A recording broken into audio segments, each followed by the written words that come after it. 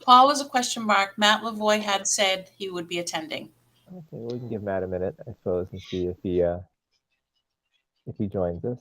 Carl, do you want to? Let me rephrase that. Would you be willing to take the minutes tonight? Yeah, sure. Okay, thanks.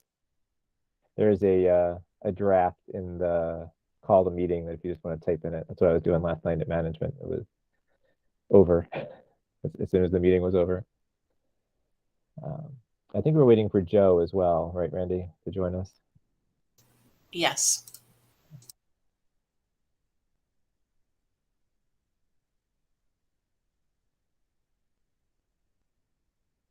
And for whatever reason, I don't have that record button.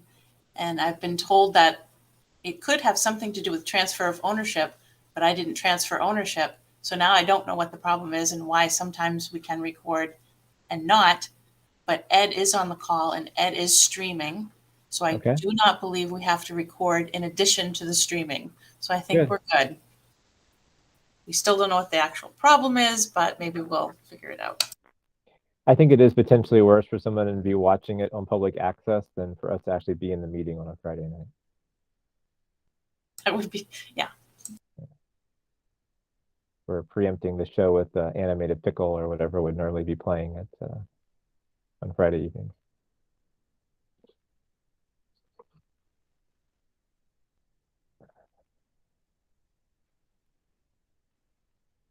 And Joe would appear in your pop-up screen, right? If he wanted to join us.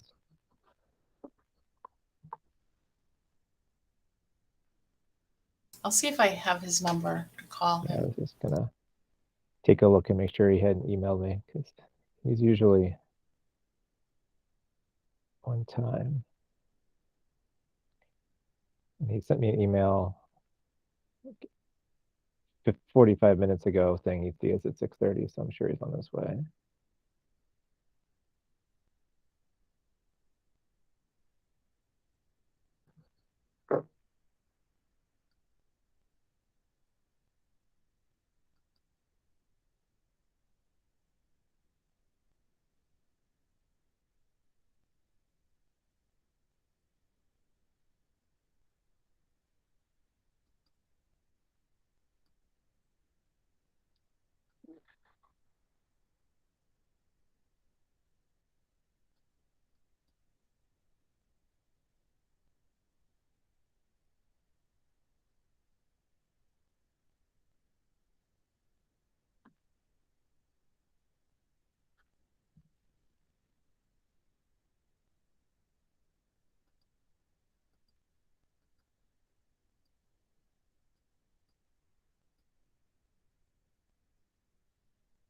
Opened everything with the agenda, so I'm going to open the agenda, and then I guess we'll call to order.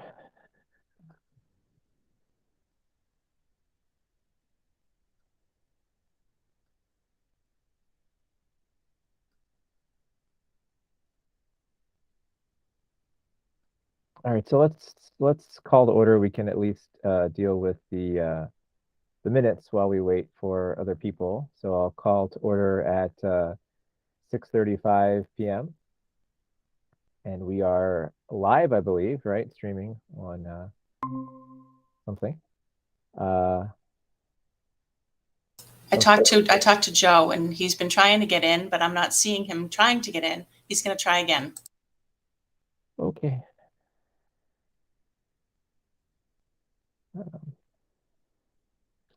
So unless there's any objection, I will take a motion to approve the minutes of December 21st, 2021, January 31st, 2022, and February 10th, 2022 as a group. So moved. Second. All right. Is there any discussion about the motion on the table? Seeing none, we'll do a roll call since we're remote. Linda? Woodland, yes. Carl? Otmar, yes. And Mills, yes. So those minutes are approved. Next on the agenda is review the text of the regional agreement changes and motions. So I'll give some context while we wait for Joe to hopefully join the meeting. So Joe sent draft documents that have been shared with you all, virtually, to the DESI, and had a meeting earlier this week. He and his associate did, with Christine Lynch and her associate at DESI, and Joe and his associate took notes and edited the documents in conjunction with their notes. At that time, there was some concern from Ms. Lynch that the so-called clean slate motion might run afoul of state election laws. So they told us that they would tell us after we voted on it and sent it to DESI whether it was okay or not. I think Joe opined that was not the most helpful order of events. So he was able to get in touch, he and associate, late this afternoon, I believe, with Ms. Lynch and a member of their legal team at DESI. And they seem to have no particular problem now with this, with a caveat that after we approve it, that DESI has the right to look at the whole thing and object to parts of it. That is what I will call another person's problem, but potentially yours. But last time we did this, it took DESI 7 months to get back to us with their approval. This was a former commissioner, so maybe a different ship now than it was at the time. But we submitted our changes in June and didn't hear back until, I want to say, January. It could have been December, in fairness, about a final approval. And all that we really got was a note saying it was approved, except it shouldn't be because of the one person, one vote, like in handwriting, not actually even on the typed letter. So we'll see. The other thing that they heard from DESI was that our language for section 16, which remember we thought was fairly routine in terms of changing the dollar value from 250 to 500, was very difficult, very challenging. That I guess the words that are used in that section don't correspond to MGL, and in fact, they suggested that perhaps we just strike section 16 from the regional agreement in its entirety, because A, it's in MGL, so we should just follow MGL. There's a process for E&D, and B, they won't accept the regional agreement with the language the way it is now, again, because it's not correct, and we don't have any draft of a change as yet. So once Joe gets on, we can talk about that, but and get his take on it. But it might be best to just make a motion to strike 16 and renumber the rest of the document. It seems to limit the power of the committee for no particular reason. The towns have the right to vote against us using E&D. So it's not as though curtailing the power of the school committee in the regional agreement is necessary, because the towns already have the power to curtail the power of the school committee with using E&D. I mean, it would take 2 of them to get together to do it, I suppose. But we'll deal with that, I guess, as Joe gets on. My proposal, once it gets on, is to talk about section 16, then 11, then 1, just to kind of and then talk about process for how we move on Monday, because we have a deadline of Tuesday that Paxton's warrant is closing for what I will argue is potentially no particular reason, but I don't think it's the deadline, like the 45-day deadline, but it's their right to close when they want. So that's what it is. Hopefully we vote for the budget on Monday. So if that also would have to be in on Tuesday for them. So Ken, I have talked to Joe. Okay. And I deleted him, re-added him, deleted myself, re-added myself. He can't come through. I don't know why. I told him to call in. He said he was going to try to call in, but I'm not sure. I don't see him calling in, so I don't know what the problem is now. I'm going to try him again. Okay. It's sort of funny because this is no one's fault except perhaps, Sergey Brin or whoever started Google. But I've had Zoom classes for a long time, and students have never had a problem getting it. But I guess it is what it is. I don't know if Google has problems in other places, but I just use Zoom, and Zoom is dandy. I don't know, it works. So now I'm just kind of rambling a little bit as we wait for Joe. I mean, what we'll have to do is whatever we approve tonight, or what we recommend. Of course, we can't approve anything. Joe will clean up for us, and hopefully we'll be able to send it around sometime on Monday, unless he works weekends, and so people can see it ahead of time. I know that Randy did include a link to our folder in the Daryl's report that we got this afternoon, but our folder is full of stuff, so I would think it would be difficult for people to navigate what they're really actually supposed to be looking at, right? For that. If and when we vote for a change, the committee will have to meet again to talk about who's presenting it to the 5 towns. I am not running for re-election, so I can't be presenting it to Holden. I mean, I can stand up and talk about it, but someone's going to have to present it. Hello, Hi, Joe, are you there? I'm here and I have hard copies of whatever documents we're looking at. I've been trying since 6/27, as Randy may have told you, trying to get into the Google Meet that I kept waiting to be let in, but all right. So I'm here. Yeah, I think I don't own the meeting, unfortunately, so I wasn't able to do Yeah, that. no worries. So if you guys can hear me okay. Oh, we can, yeah. I was just giving an overview of how we got to this meeting tonight. I thank you for joining us on a Friday. Oh, happy to do it. And there's Carl Altmar and Linda Woodland are on the call. So Carl is Paxton, and Linda is from Sterling. And and we have someone streaming this, so the meeting is streaming live somewhere. I think it's probably Holden TV, right? No, it's not Holden TV. It's on the YouTube channel, I believe. YouTube. Where it would be YouTube where it would be streaming. And Randy's with us for the moment, although she may depart. We are missing our other 2 members, but we do have a quorum for our meeting. So where we are process-wise is that we have a meeting on Monday where we have items on the agenda that are just generic on the agenda for motion to approve changes to. We'll have to provide the committee as soon as possible with the final language for those motions so they can read it ahead of time. We also have our budget vote, and we have a external presentation, and we have a policy change, and I don't know, public hearing, which possibly could be non-zero for both the budget and for the announcement of our superintendent candidates. So Monday is going to be a busy meeting, and so I gave them sort of an update, Joe, about your discussions with the DESE, both earlier in the week and today.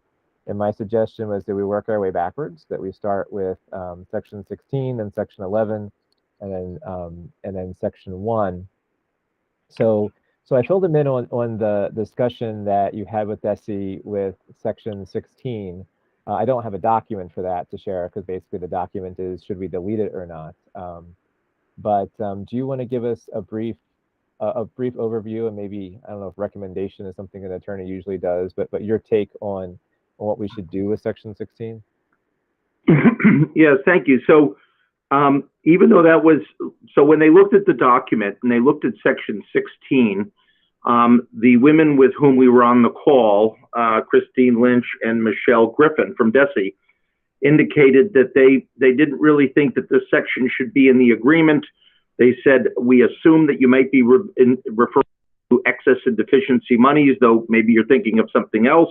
But in any event, they said, we don't think that you need, that this language should be in the agreement. One, because if it has to do with excess and deficiencies, there's already an outside protocol that would need to be followed to do that. And if it is regarding that, then this language, they said, is too restrictive, because the excess and deficiency statutes to which they refer do not have those limits on them, and that you're restricting yourself. Moreover, if you do want language in here, it was suggested to me that we would want to probably do a whole wordsmith of it. Net, what was their suggestion? Delete it. I mean, I personally am all for that, because I think it's a simple story. I think the way we would justify it to the towns, who of course could be listening now as well, is that, they're protected from anything they might view as abuse of the school committee of excess and deficiency, because they have to vote. 4 out of 5 towns have to approve any expenditure of excess and deficiency. we do that two ways, right? We do that by building E&D into our budget, and then the towns have to vote on our budget, and they're implicitly, explicitly both approving the use of E&D when they do that. And secondly, if we go for a special thing, right, to say when we had the roof, which was a thing we used money for, I think we used $200,000 for the roof of the ECC out of E&D. That was under the 250 limit. We wanted to use more for the track, but we couldn't, and then the towns actually didn't approve E&D usage for that. And it came, not the track, but the field rather, and it came out of the general fund instead. So, you know, the town have a history of both approving and disapproving the use of E&D, or as we have it incorrectly labeled in the document, you know, funds from surplus. Mm-hmm. So I think they're protected, and we're less restricted. So I don't know. What do folks think? Linda, Carl? So what is the limit right now for E&D if we were to use, is it any amount we have to go to the towns? Yes, we have to Any go to the amount. towns for any amount unless we incur a debt at the end of the year. We can use E&D to get our red line into black without approval of the towns. Of course, we sure as heck don't want to have to do that. Right. But otherwise it requires approval from the towns. That's correct, Joe? Yes, that's my understanding as well. I mean, if that's the case, or not if that, right, then I don't see a reason to keep it. I think we may as well just delete it. I don't see what it's gaining us, even if we wordsmith it. I don't know what we would wordsmith it to that would retain some element of the spirit. I think strike it. I agree. I think this one's fairly easy. As we said, they've got their towns already do have a vote for how the district uses E&D. And Desi recommends it goes away anyway. So I think that one's probably easier to say that we just recommend dropping it.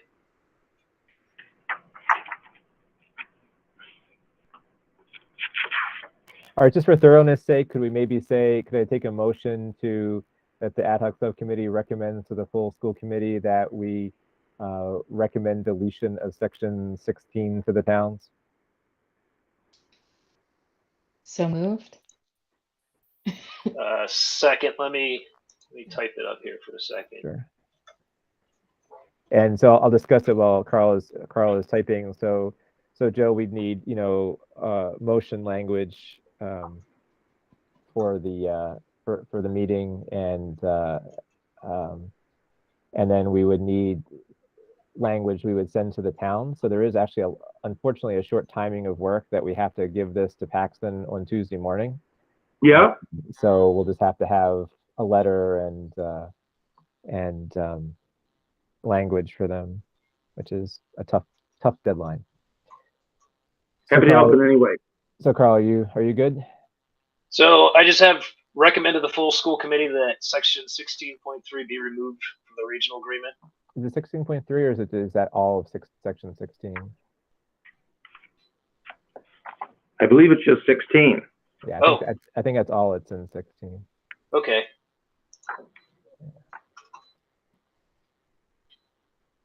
Okay, so Linda? Woodland, yes. Carl? Otmar, yes. Mills, yes.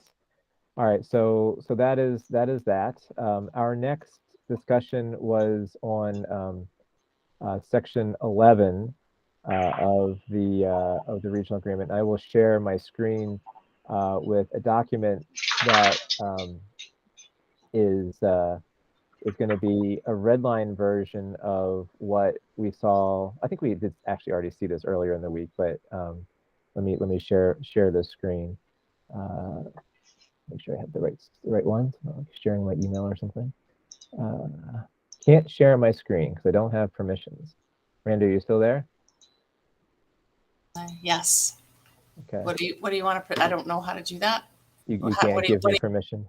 I want to share the documents that I asked you to share with people today.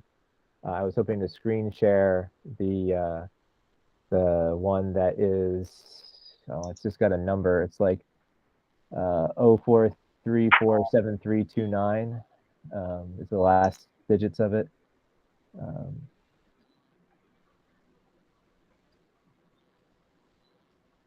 Sorry, and what was that number again? I'm sorry. Sure, it's 04335271.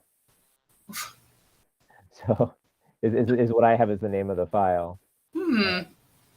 It's the motion on section 11. Hold on.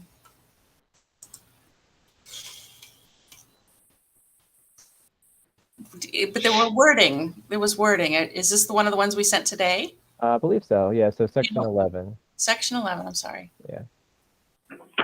11.3 to 11.5. Yes. Okay.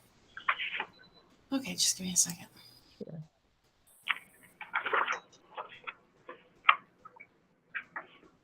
So Dan, if you're listening, it's not you, or it's not just you. It's also me. Well, you know what? I think I figured it out. I think I've been talking to Barry, and I think it's because I've been copying the meeting and using the same links without reusing the links, the Google links. I don't know if that's making a difference or not. See what I'm saying? I don't know. All right, hold on. I'm still trying to. Documents. Is this it? No. There it is. Hold on. Is that it? It is that. Is there a way you can make that be like the whole window, maybe, or maybe open so we could it's just super small. Oh, you're asking a lot. At the top where it says "open with," could you? Open. Yeah, let's see on that. Oh shoot. Hold on. Sure. Try something else.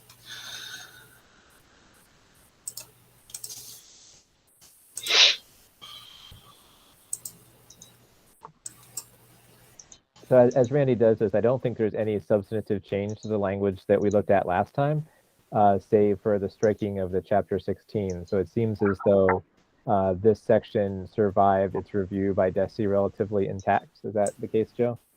So which version are you referring to? This is the one on 11 where you seem to have redlined out the and 16.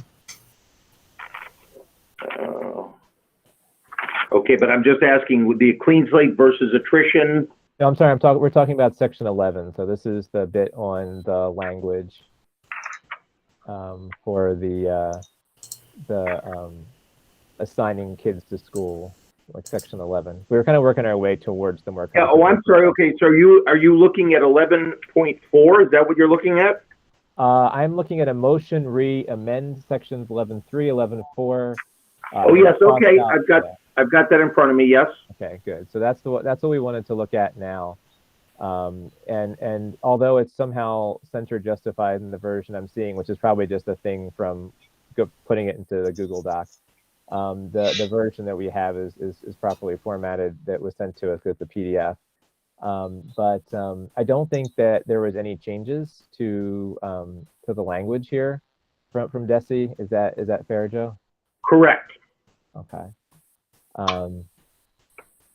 So I just want to read it out loud if people are okay with that slowly, just to make sure this is our last time to look at this. I don't want to have people telling us that we weren't careful. So it says, motion to accept the ad hoc subcommittee to review the regional agreement's proposed amendments to section 11.3, 11.4 of the amended Wachusett Regional School District Agreement and proposal to add a section 11.5, changing the language of section 11.3 from, and then the current thing is, and then to 11.3, the committee may determine by majority vote to assign pre-kindergarten through grade 8 pupils to schools and other than their town of residence in case of an emergency which prevents use of a building in whole or in part. Aside from the fact that whiches should be offset by commas if they're part of dependent clauses, I think that's that's okay.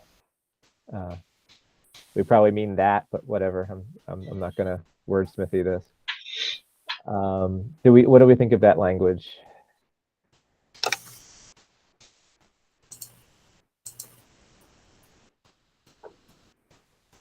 don't know if people have their own copies on their own computers, maybe. And if you wish, which can be changed to that, and then in whole or in part? if you'd like. That would be good. And then maybe also in the motion, when you cut out N16, you might want to put an and between 11.3 and 11.4. Yes, good point. I'll do that. Okay. Is there anything else, Carl or Linda, from that section? Okay, I'm seeing Nothing shaking else for hands. me.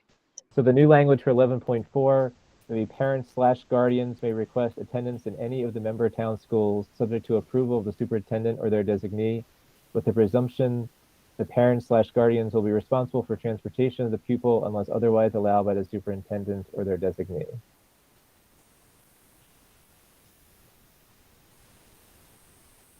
Is that okay? All right.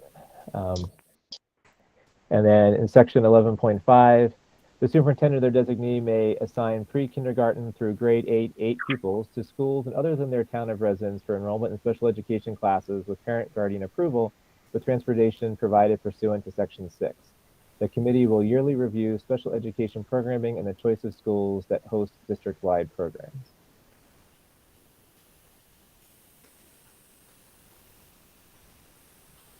And again, we don't say that we're going to approve them. We just say review them, right? Which is, you know, that we're claiming any authority we don't have. That looks good to me. Okay. So, so Joe, given those couple of minor changes, can we, Carl or Linda, do you want to make a motion to recommend to the full committee to adopt these changes? So moved. Does that work, or does it need to? That's good. No, that's good. Okay. Carl? Second. All right. Any more discussion? Seeing none, Carl? Mari, yes. Linda? Woodland, yes. And Mills, yes. So those, I think, having those as two separate motions on Monday night, Joe, would be good, because while, you know, I think they'll be fast and it makes us go around the table, I'd like to separate out the three issues so that we can put these two to bed and then have the discussion, rather than have motions that include these things too, right? Because I think that's a bit of a mess. Okay, so just so I'm on the same page. So you're looking to bifurcate to make two motions of what we just discussed. So I'm sorry. So a motion to get rid of 16, and then a motion for all these changes for 11. Oh, perfect. Yes. Okay. So that's what I was thinking. Okay. Right. Because I didn't want to mix these two in with. No, I get it. I just want to make sure that the 11.3, 11.4, and 11.5 are all still as one motion. Yeah, I think that makes sense. They seem. Yeah, I do too. Yeah. So our next thing to talk about is section 1, right? And Joe, just to make sure what I said was correct, you know, when you had met with the DESE early in the week, they had expressed some concerns about the clean slate model, and told us that they would tell us later, and you kind of opined and convinced them to try and tell us now. Not that, of course, it couldn't come back to us later when it finally gets reviewed, or the Secretary of State may have an issue with it. That they do seem okay with it at the moment, right? The legal at DESE with the clean slate, if that's where we choose to go. But they raise a new concern, right, with in either of our weighted voting motions, that we may need to consider what to do before the next election. Now, I'd want to talk that out if we get to that point, because, you know, nothing really has changed until they actually approve this, which took them 7 months last time. But let's do one thing at a time. So let's think about process, right? So we have 3 motions that Joe worked on. You have a motion for a 26-member committee, a motion for a weighted voting committee with a so-called clean slate model, and a motion for a weighted voting with a model where we lose the seats by attrition. And I think is the Sterling issue get resolved, Joe, in the document? I believe so. Okay, we'll look at it when we get to it. Yeah. But we tricked you and to some degree me into thinking there were only 3 seats in Sterling because there's only 3 people from Sterling at the moment, which is, with no offense to Sterling, not that atypical. That there's only 3 people there. Oh, and that roster only had 3 on it. Yeah, because we're short a member right now from Sterling. They haven't reappointed a member from a person who left their seat. And to be honest, I don't even remember who that was, but they come and go from Sterling, sadly. So, except for Linda, who's here and fighting the Can't fight. get rid of me. We wouldn't want to try. So what's so I guess we should probably go through all 3 of them, but I would suggest and look for input from the committee first, that perhaps we want to put one of them forward and maybe talk about which one we'd want to put forward first and then get into the nitty gritty. I don't know. What do you 2 think? Do you mean for tonight, or do you mean on Monday? I think we want to talk about which one we want to put forward on Monday. And Okay. then we can look at all 3 of them, so we're sure they're already in our back pocket. But I thought maybe we could talk about which one we wanted to put forward first. Look at that one first before we run out of steam, and then look at the other 2. Okay. I would suggest just going through the 3 now and then, but That's fine. I don't it really have a doesn't strong matter. opinion. You gotta go through all 3 of them anyway. Yeah, just to refresh memories of details. I can't share. So do we want to do the 26-member committee first because I clicked on it first on my own personal screen? I think that's the most straightforward of the 3. Okay. All right, we'll go big first. All right, we'll go big, and we're all home. So Randy, can you share the that document? This is the 26-member committee. Yes. Yeah. Hold on.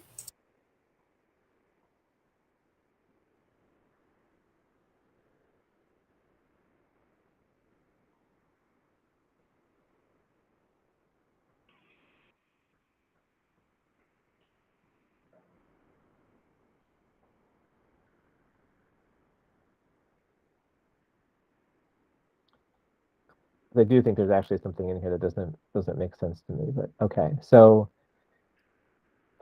this is the what Randy has shared on the screen. Can you scroll down a smidge for a second, Randy, if you don't mind? I just want to make sure we're looking at the right thing. Yeah, because I'm not seeing the red line. So okay, can you scroll back down a little bit again? I'm sorry. Stop. I'm sorry. Go back. My mouse doesn't work. This is the motion, right? So this is the current document. Can you scroll way down to the changes? Oops, it's gone.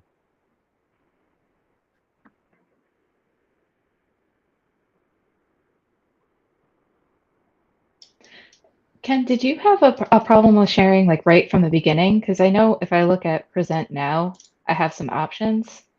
Do you want? Let me see. Let me see if I can do a window. I get all the way to the thing and I click to share, and then it tells me that I can't. Oh, okay. You want to try? I mean, if it works for you, that'd be. Oh, now you're presenting. Hey, look at this. So what's wrong with me? I guess I'm chopped liver here. Okay, so Randy, Linda seems to be able to present. So do you want to scroll down, Linda, all the way to where the new stuff is? Yeah, is this working? It's not doing the weird infinity thing, right? No, it is just it is finite. Okay, so this is the new part.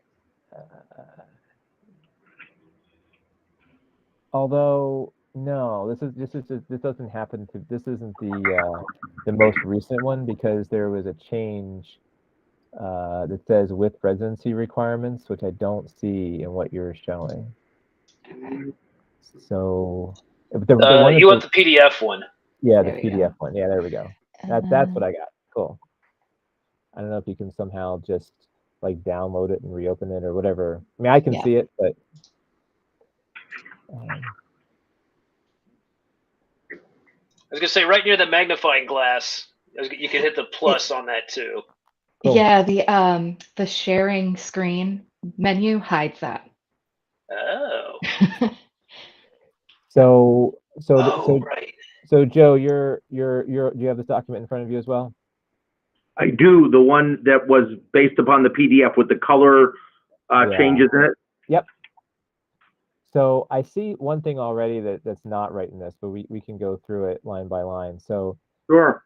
1.1.1 talks about the Wachusett Regional District School Committee, hereinafter referred to as the committee. If it were me, I'd put a comma inside a quote, whatever.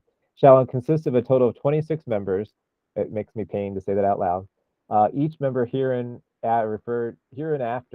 referred to as a member. You can see the German origin of legal language there, hereinafter. Each member shall be elected in district-wide elections with residency requirements. The next part is not what we do, to be held at the biennial state elections. Our town elections are not part of the biennial state elections. They're annual elections that are in May. So we do the voting at the town elections. So I'll change biennial state to annual town. Yes, and we don't do district-wide elections either. We do town elections. Okay. So they shall be elected with residency requirements at the annual town meeting or something, annual town election. Yep, I've made the change. Good. On my copy, yeah, and I'll send it to you. Yeah. 11 and that members, appears also then, I'm sorry, in 1.1.6, we'll want to do the same. Yeah. 11 members of the committee shall be residents of the town of Holden, 5 of Rutland, 5 from Sterling, 3 from Paxton, and 2 from Princeton. And I'm not reading all the words, but as used in this agreement, a person shall be deemed to be a resident and or to meet the residency requirement for a particular member town only if such person is properly registered to vote in the respective member town. So what do we think aside from my objections to this?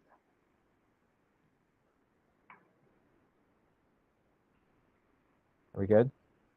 Looks good. Okay. All terms shall be for 3 years. In the event a vacancy occurs during one's term, it may be filled for whatever period of the term remains unexpired.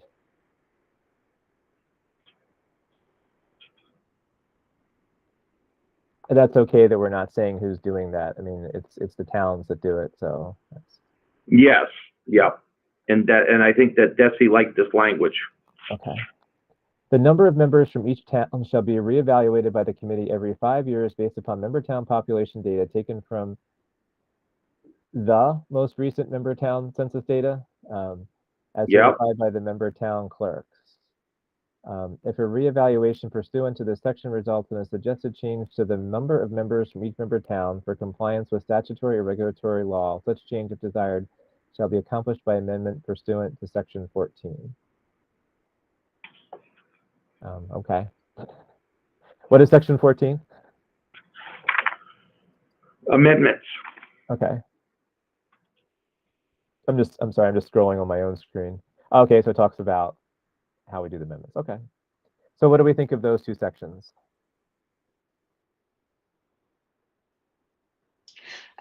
I think the only question I have is another section doesn't have the vacancy is appointed by the select board.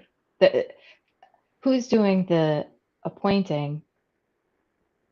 It seems that needs to be taken care of somewhere, right? Yeah, Joe, we do that by the BOS now. Like that's who has the appointing authority. What's your take on that not being in the agreement? Yeah, so I don't think Desi had any issue. I think that they thought it read fine as is. If you want a new sentence added, you're looking at what, 1.1.2. You're saying some language about vacancy to be filled by the Board of Selectmen in the member town. Is that what you're suggesting? Yeah. I just scrolled down. 1.1.6 has the select board appointing language. Yeah, that's why I think it doesn't need to be in 1.1.2. Oh, I see. If a vacancy occurs for any reason. So can you scroll back up to 1.1.2?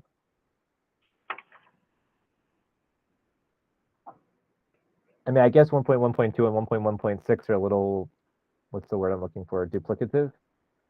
Okay. But I mean, whatever you think. I mean, as long as we're saying the same thing in both places, I guess we can say it twice. Well, or you could just, have 1.1.2 put in its place what is presently in 1.1.6, modifying, of course, annual town with biennial state, and put it there and not have a 1.1.6 if it be your pleasure. Or if you just want to leave it alone, I think you're addressing the point as to how these vacancies are filled by virtue of 1.1.6. So that's not just left to chance. Right, and I think we have to just say the select board shall appoint the select board of the member town, because the remaining committee members from the town do not participate in this process and are. Yeah. Okay. So yeah, it's a big select board. The select board from the member towns involved shall appoint a member to serve until the next annual town election. right. Yep. Okay. Yeah, because that's our practice.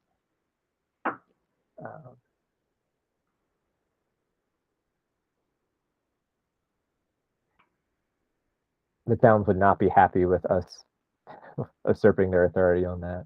Yeah, no, I don't remember off the top of my head why Christine Lynch may have kind of fixated on biennial state, but for the reasons you've mentioned, annual town is appropriate. Yeah. So should we go? I'm sorry, Linda, go ahead. No, I was just going to explain. I was scrolling back to check so the point of 1.1.2 is the length of term, right? And then the Yeah. point of 1.1.6 is who's taking care of a vacancy. So Right. are you proposing, Linda, that the 1.1.2 simply be that first sentence, all terms shall be for 3 years, period, and then 1.1.6 addresses the vacancies? No, actually, I'm suggesting that we leave 1.1.2 as it's written here, and Okay. then 0.6 with the changes we just discussed, because Perfect. there is a little bit of a difference in what they're covering, even with the Okay. vacancies. Yeah. All right.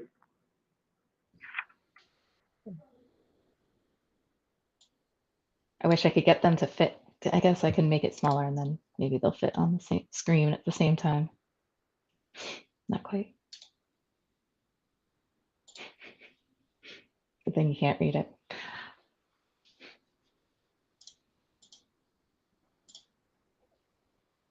So the next thing says the quorum for the transaction of committee business shall be a majority of all of the committee members. A vote less than a majority may adjourn but may take no other action.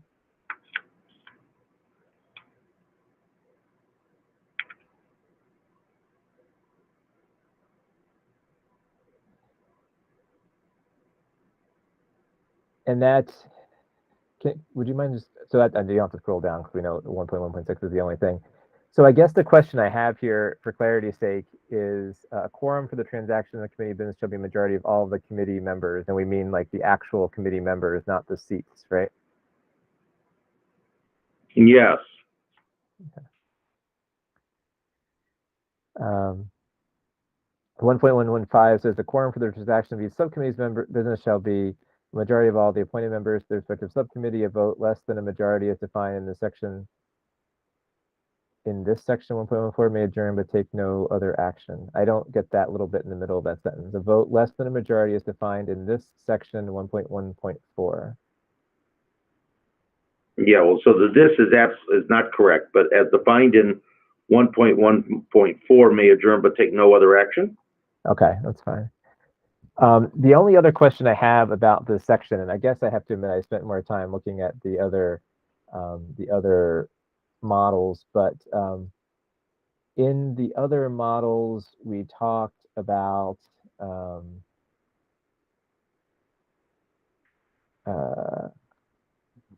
me see if oh, they're so confusing, the other models. The vote, the budget vote, I guess that's in the law. So this is simple as it is, right? Yeah. So is there, do we want to add anything to this, or is this motion as it is okay if we choose to present it? And as is amended.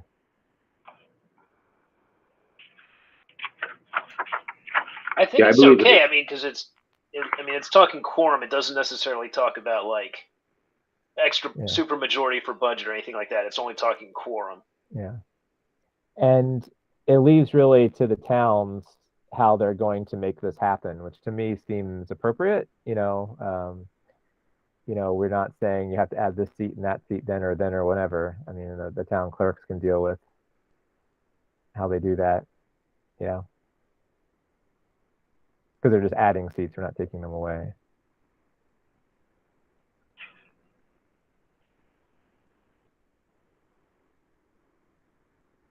So if this is what we decide to put forward, are we okay with, based on the changes that Joe has written notes on, okay with moving forward? All right, so shall we look at whichever one Linda opens next? Either the clean slate or the attrition. That's the attrition. Boy.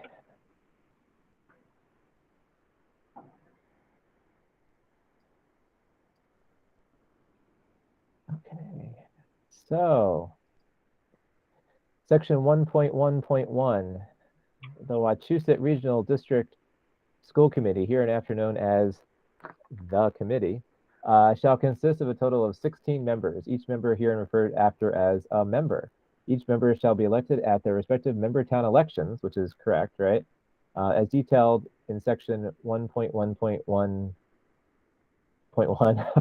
1 star heart below. 6 members of the committee shall be residents of the town of Holden, 3 Rutland, 3 Sterling, 2 Paxton, 2 Princeton.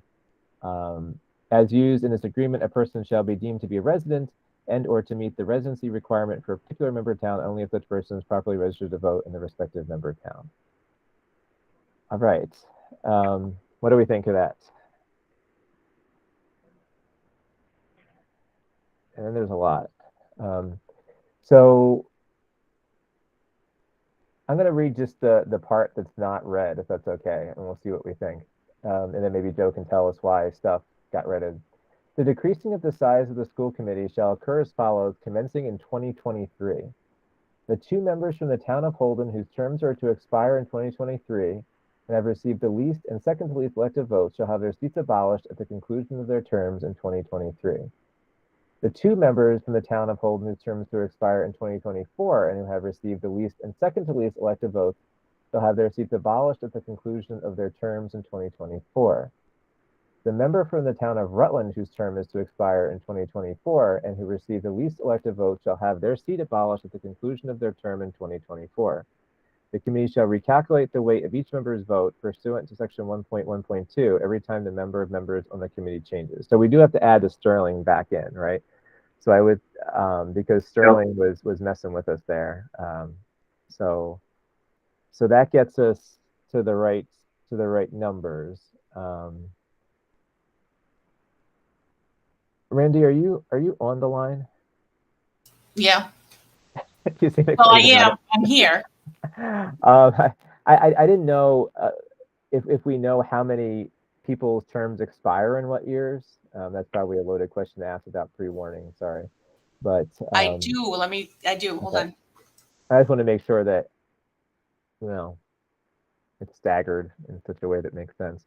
So the whole my term is the one that gets removed thing, what's the significance of that? Because if we were just going to remove 2 seats in this year and 2 seats in that year and 1 seat in this year, I don't own that seat if I'm in that seat, right? I have to run for it again. And the seats, the way they're run in our towns are not it's not so say Christina and Malaya and I were all running again. It's not like my seat and Christina's seat and Malaya's seat. There's just 3 seats and we run for it as a pool and it's the top 3 vote getters. So I guess I just never understood, and maybe there's a good reason for this, why it matters whose seat is removed. Yeah, no, I get it. I guess I'm wondering, to the extent I think there might be some expectation. I'm wondering if it would mean one person, one person's seat is up at a particular year, And so that would be the person who's losing their seat. If you're saying all three of you kind of go out en masse just by virtue of when your terms expire, then you're right. I don't think the individual is relevant. I mean, it strikes me as simpler that 2 seats to expire in 2023 and 2 seats to expire in 2024 will be removed. Like somehow, like, it's not like attacking me for getting 2 votes less than Christina or vice versa, because it's not my seat anyway. I don't know. It just seems like though it's wordier than it needs to be.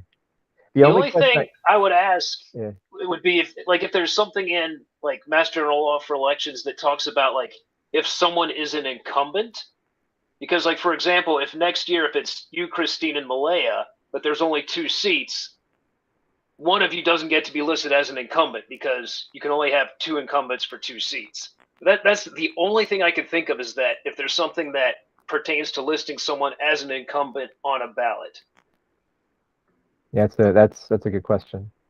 And this language, by the way, that you see in blue, of course, at least I've seen in blue, was again vetted by DESE. So, we want to keep that in mind as well.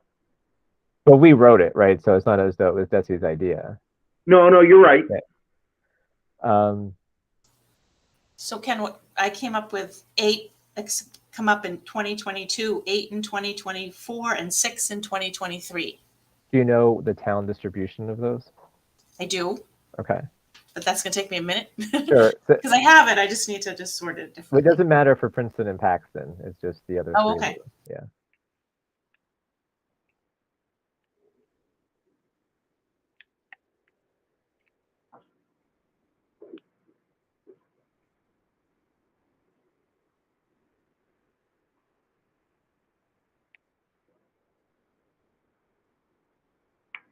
I feel like all 3 of us are sitting at Mr. Burns's desk, and he's going to push the button under my seat and send me down to the basement pit.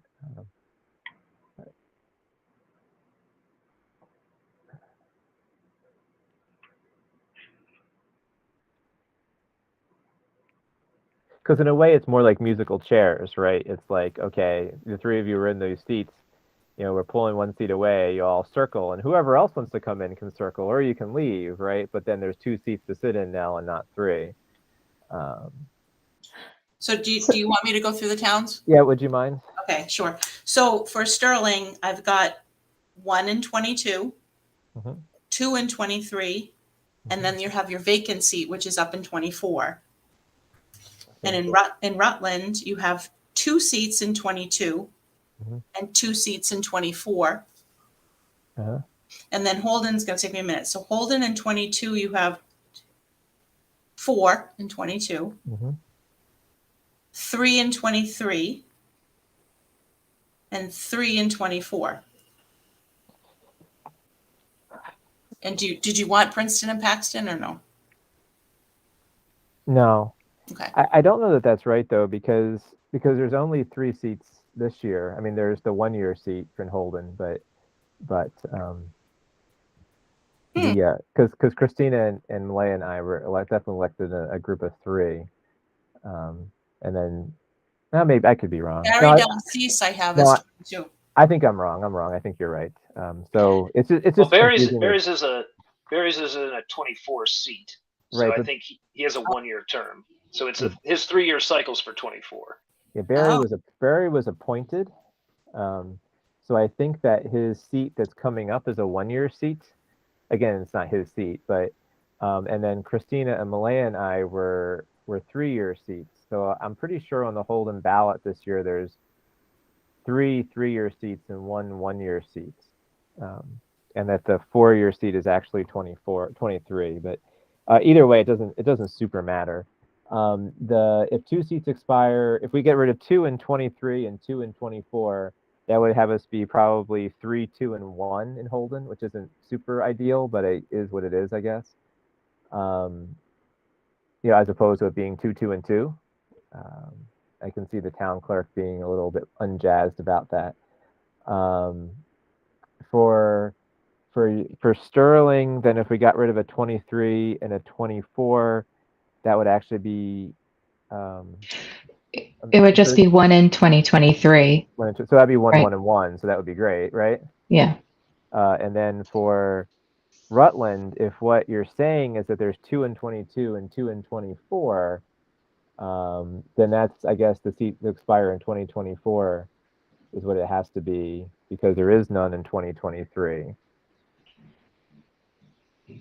Right? But we would think the one in Sterling, you'd probably want to get rid of the one in 2023 instead, right? Because that would make it be 1, 1, and 1. So I guess, you know, Desi vetted it, so the town clerks can fight us over this later, perhaps. But I would definitely say as we add the Sterling in, we should add it be the whose term is to expire in 2023, whereas Rutland has to be 2024 because there are no seats in 2023. That's kind of why I wanted to look at the when the seats expired question. So Rutland will continue to be weirdly offset, but we're not making that happen. Okay, that was what I was about to ask. Is there any? There's not really a way to kind of reset that, is there? Not from this, not from the regional.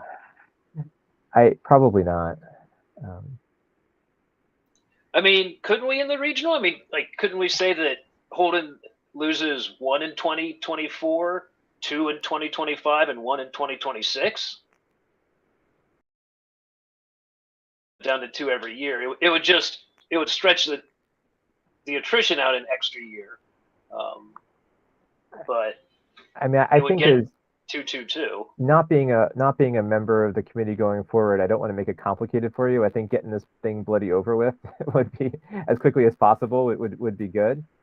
Maybe we just let the towns deal with reshuffling their seats in the next regional agreement. I don't know. It's already complicated enough.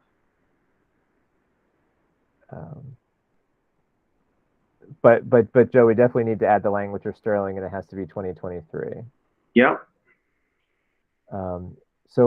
So what about the whole seats in the second to least elective votes? Do we want to leave that language, or do we want to try and change that language? Do we know that for those terms that are expiring, that they were all elected versus appointed? Does that matter? Or does 0, because they were appointed, therefore their number is 0 elected, that would take care of it? I mean, in a way, I think that's pointing to all the complications that makes me think we should really just simplify this, right? You know, that two seats in the town of Holden that expire in 2023 will be eliminated, and 2 seats in the town of Holden that expire in 2024 will be abolished, whatever the right language is, at the end of that term.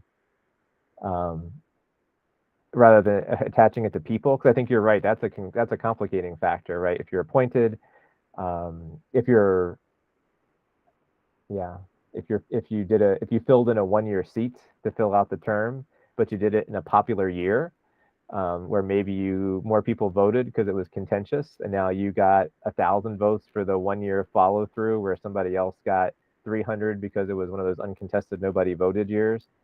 I just think making the seats go away is simpler. Yeah, I mean, so I did a quick search at least, and the only thing, like, regarding the incumbency thing, apparently Massachusetts is one of the only, if not the only, state in the U.S. that explicitly states that incumbents are listed at the top of the ballot. And so, again, that's the only reason why you would, like, specify which person doesn't get to be listed as an incumbent, even though they, like, in theory, someone could have been on the committee for, like, a Bob Imber 2-decade-long stint.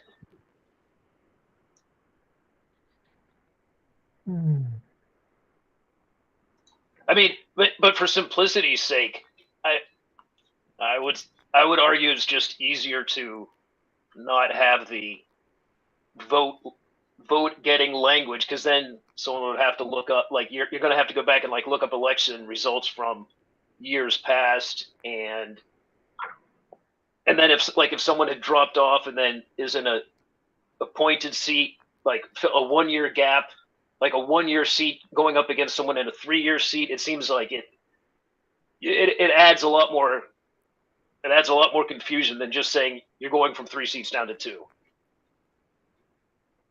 And I don't mean this with any disrespect to my town clerks who work hard, but the last ballot was actually wrong and hold it anyway, because they did have an appointed person listed as an incumbent, which I think is not actually the case, right?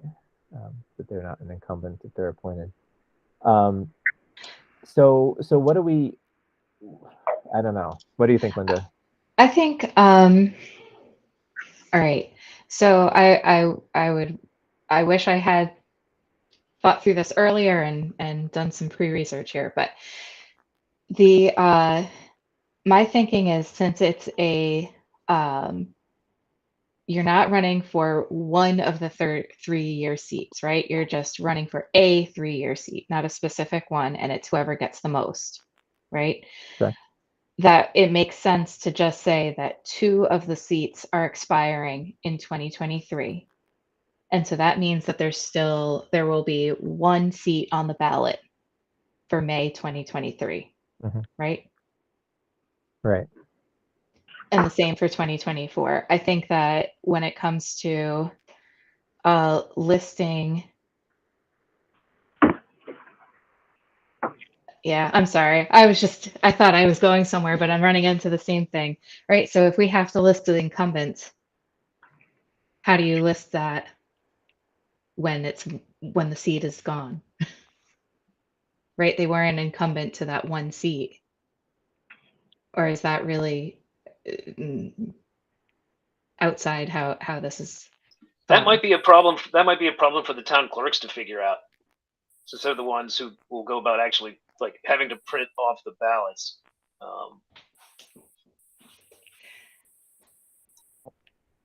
So Joe, if we were to change the language to the 2 seats that are to expire in 2024 from the town of Holden shall be abolished at the conclusion of the terms in 2023. And the 2 seats from the town of Holden whose terms are to expire in 2024 will be abolished at the conclusion of the terms of 2024.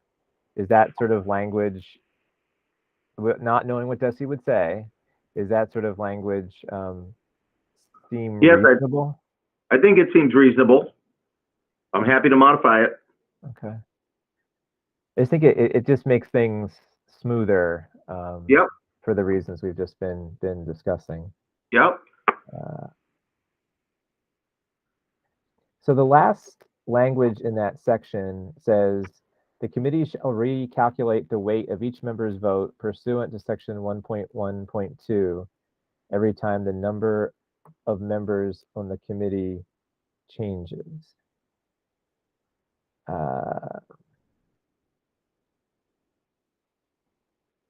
So I guess the only question I have to what that means is, does the number of members of the committee change if Linda says, I've had enough of this, I quit, and then tomorrow the town clerk from Sterling tells us we lost another member from Sterling? Do we have to recalculate then because the number of members changed? Or does that mean at each election? So the common theme that was conveyed from Miss Lynch and Miss Griffin was that more important than the number of members, more important from where the members come, or whether it's a 16 or 26 member committee, they want at all turns the number of members. I'm sorry, yeah, the weighting to be altered every time you have attrition or that somebody leaves. So I think the short answer is that they would expect that would occur. I know in the clean slate, there was one that you would revisit it every 5 years. So I'm happy to go back to them and propose whatever you wish. But I know that the common theme was that they wanted to make sure at every precise moment, if I understood them correctly, that the weighting would be correct. So I would just propose that we add something like at the end of that sentence, every time the number of the members of the committee changes, like at any time or for any reason or something like that, just to show that we're not just saying that it happens every year, but if all 3 of us are like, I've had it, and we all, the way I'm hearing what you're saying, Joe, is if Linda quit tomorrow, we don't want that to happen, we should then be readjusting the voting until Sterling reappoints somebody, and then readjust it again, and then there's an election and we lose a seat, and then we readjust it again. Is that kind of what they want? So unless I misunderstood something, yes, that was kind of the mantra that they kept mentioning. So I like the proposing at any time for any reason language. I think that makes sense. Okay. Because otherwise, I think it's ambiguous. Yeah, no, that's fine. Yeah. What do people think about that? Yeah, I think that makes sense. Sorry, Carl, I just like stepped on your entrance there. I just would question, can we add language like some kind of guiding timeline? Like so the town clerk would be who's reweighting? Are we internally reweighting? And it would have to be done before there's like another subcommittee meeting, right? Since the subcommittees would be using the weighting for the whole committee. Yeah, I agree. I think that this is just, I throw this out there. I think you're right. I think we need language for that. I think they could probably be in the bylaws. Like, I don't know that it needs to be in the agreement, because I think at any time, like the process, we could probably talk about in the bylaws and just vote on it internally, because yeah, I think you're right. Like Randy would have to have an Excel sheet, and she can probably just, change a cell in the Excel sheet and boop, and it changes the weighting, and then that would magically apply. If I was to quit tomorrow, I'll stop making it be you. I'm not actually off the committee until the town clerk at Holden informs the district, right, that I've resigned. So I would think that would be the time when it would count, right? So I think that might be a bylaw thing. I don't know. Is that process currently in the bylaw? Like if it doesn't count as like, where is that? No, it's not. I'm just saying I think we'd have to change the bylaws at some point, because I think y'all are going to want to change the bylaws next year anyway. Right. No, but I mean, Yeah. like existing right now. If I were to resign, it wouldn't take effect until Monday. Correct. Right. So like that timeline, where's that's not written down anywhere. I mean, because it really isn't relevant now, because yeah. For whatever reason, you not being at the meeting, right, the way we have it now, you just don't count, except for the budget, in which case you count as a no, right? So by whether you quit or whether your seat was empty, right? So that empty seat in Sterling is a no on Monday night for the budget, because we have 22 person committee, even though that's vacant, it's out of 22, not out of 22 minus the seats that are empty. Does that make sense? Yeah, I was just Yeah. thinking in terms of continuity. Yeah. Right. If we're gonna have the reweighting part in the bylaws, then Right. I was just looking at what other related Yeah. items. I mean, I think the two things that strike me, like with reweighting the committee anytime a member leaves, like even going forward in perpetuity. One is that kind of, as there's a lot of the recalculations that will have to be done for not so much the full committee, but the subcommittees as well, because if you have a larger subcommittee, then all of a sudden you might drift into your subcommittee being over quorum if everyone's there. And so again, but I think that could probably be ironed out in the bylaws.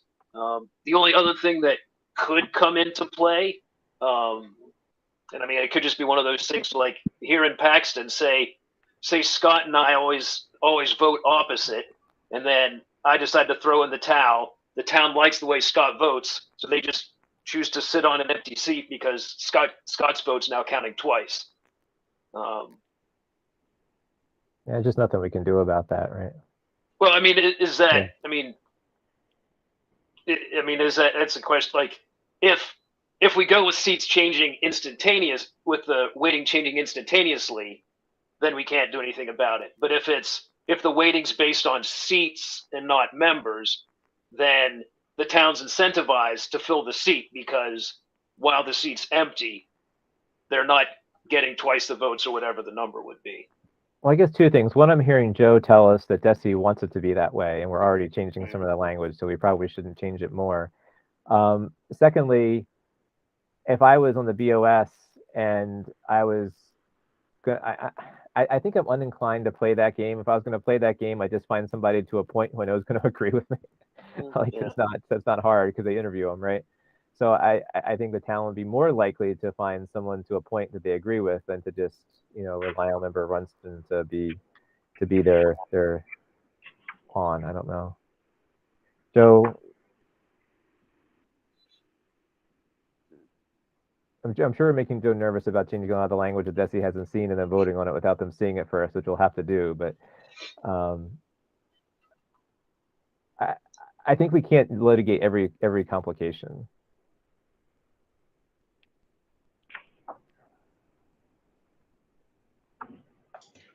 I'm okay with letting this go. The timeline of when the weighting changes. Yeah. Leave that for the bylaws. It's But just we would need to make sure that it would happen before May 2023 if this is the version adopted, right? The change to the bylaws would have to. Probably sooner, because what I'm hearing Joe tell me is that as soon as this is actually adopted by the commissioner, that we would probably be using weighted voting even before the reduction, so that we're more one person, one vote, even because it would start like as soon as it's signed off on, right? We're hoping and anticipating it might take them a while, but it might not, right? So is that the case, Joe? Yeah, that's my understanding. Yeah. So hopefully people wouldn't resign immediately. But go to one meeting and you just might. It's happened. We've had members who were elected and seated who never showed up. Well, we had a member who was elected and seated and never showed up. So it's happened. So we were going to add, though, then whatever we said at any time for any reason, right at the end of this, just to clarify. Yep, I've added that. And then we say, so now the next sentence sort of confuses me. Because now it says the weighted vote of each member shall be recalculated by the committee every 5. Oh, this is the weight per member. Okay. And recalculated every time the number of members on the committee changes based upon the member town population data taken from the most recent member town census data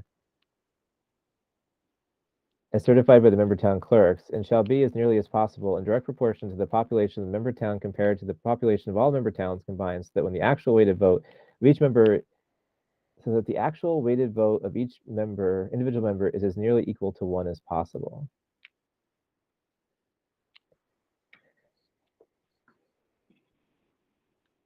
Okay, so the weighted vote shall be recalculated every 5 years and recalculated every time the members committee changes.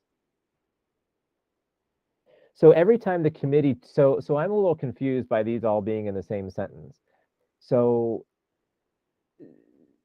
every time we just said above, and for any reason we have to recalculate, right?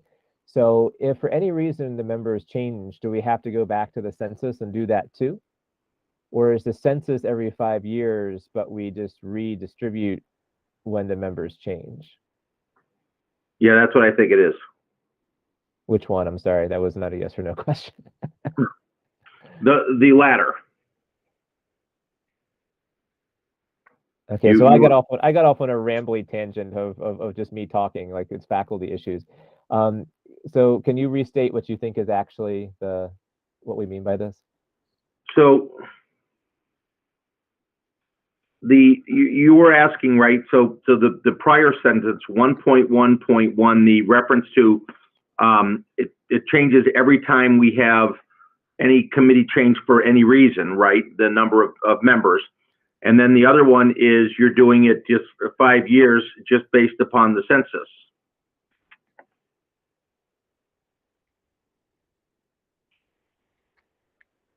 So what do the other people think about this? Is it clear to them? Does that sound?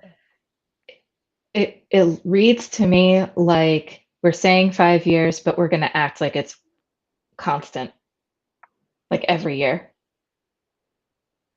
That's how it's reading to me. Like in actuality, in practice, we're going to be ending up recalculating the weights. And then I think to Linda's point, if you keep recalculating it in real time, right, then you really, the every 5 years is kind of a misnomer, right? Because you've been doing it in real time anyway. Right. Well, it's taking out the 5 years. I was going to say, I mean, there's kind of two pieces of it, because there's the, like, it's, I mean, it seems like it's getting at kind of like the numbers that are down in like 117. And so like Holden's 7.01 for the 7.01 votes for Holden is based on the census, which would be like that number would be adjusted on the 5-year mark. And whether Holden has 10 people to divide into that 7, 9 to divide into that 7, or however many members they have to divide into that 7, that is something that would seem to be done like on the fly and as numbers change. I feel like this 1.1.2 would be clearer to me if the word "and" at the beginning of that blue long stretch was "or." Because you could say every 5 years we're going to do it, or if something changes, we're going to do it. Yeah, no, that might be a good fix. I've made that change to it in my copy. Because what that would mean to me is that, say, after 3 years we're all good and like things don't change, then after 5 years we should do it again. Yep. No, I like that. Replacing "and" with "or."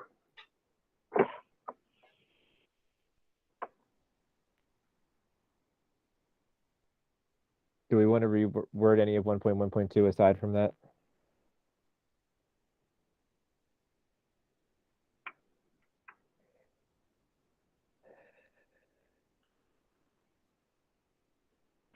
So 1.1.3 is beginning to confuse me again, and I'm sorry. Because now we're commencing in 2023. All individual committee votes, including subcommittee votes, shall be based upon the allocation of proportional weighted votes of the individual committee members as detailed in 1.1.7. So I guess what I'm confused by there is what 2023 is. So does that mean January 1st, 2023, even though it was not a next town election? Does that mean at the town elections in 2023? Does it mean as soon as this, like, and what if this is approved in October of 2022? Are we not doing it then? So I think the big picture takeaway was Christine Lynch made a point similar to the theme about re-evaluating or recalculating the weighting of the votes. As she said, you need to reference a start date, a rollout date when this is to occur. So we put a placeholder in there commencing in fiscal year 2023, and that may be too vague as it's worded. But the key for her is she doesn't care what date you use, but she wants a date certain by which these changes are going to start to be rolled out. So I would just say we need a date, because it doesn't say fiscal year 2023. It just says commencing in 2023, which is, to me implies January 1st, right? Unless it says otherwise. So now you're looking at the attrition model, because the one I've got that I'm looking at that we've been working from, the one that was sent as a PDF says commencing in fiscal year 2023 on my draft. The draft that Linda opened and that I opened both just say commencing in 2023. They don't say fiscal year.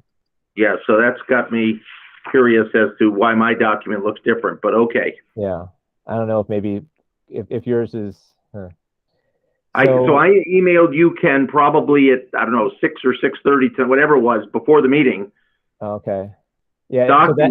So those versions are different. You're saying that the ones from earlier. Okay. From I'm working from the ones that were sent to you in 45 minutes before our meeting tonight. Okay. Let me look. Or at least I think I am. Okay. Oh yeah, those are sort of different, aren't they? Yeah. So okay, that's my bad there. No. So do you see fiscal on the one that I was referring to? I'm going to forward that to Linda. So sorry about this, folks. Didn't think there was a substantive difference, so she can open that because I can't share. I don't deserve to be able to share since I. But to your point, Ken, Yeah. again, her issue is you got to put a start date, and maybe fiscal year is too vague or not even the one you want to use, 2023, but she wants a date certain put in there. When you plan to roll this out? Yeah. So what do people think? I mean, the fiscal year for us starts on July 1st. The town elections are in May, so I don't know.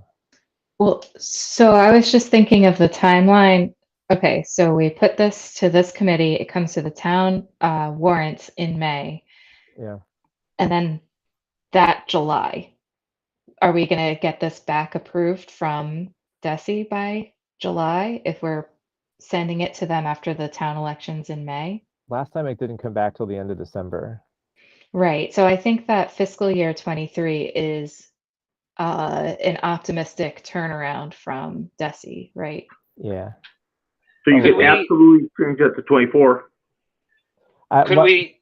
Go ahead. I was going to say, Tom. could we just say, commencing with receipt of approval by DESI? Because that's it's not really in effect until then.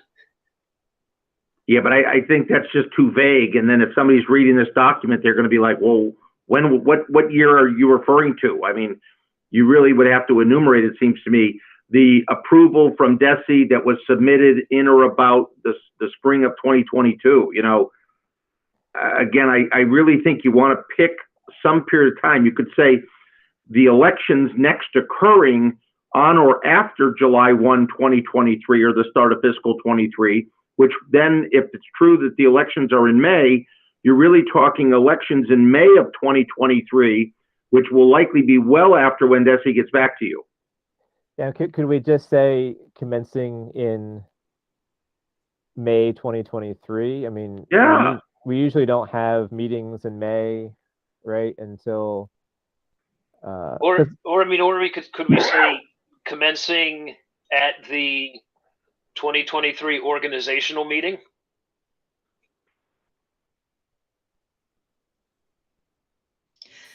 Since this is just about the subcommittees, right? They're going to be formed with the weighting method.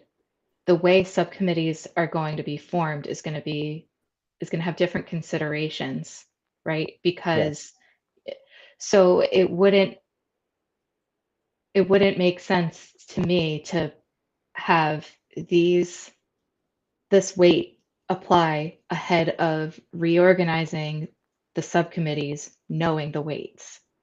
So I would agree with Carl, if we as long as we don't need a specific date, but just commencing with the reorganizational meeting in 2023. Yep. I think that works. Again, her key is that there be some enumerated date certain, or that can be computed, right, based upon facts, and the reorganizational meeting on or after May 2023. Is that right? yes. Okay. So then I think that brings another question though. So that would be the subcommittees start with that process in May 2023.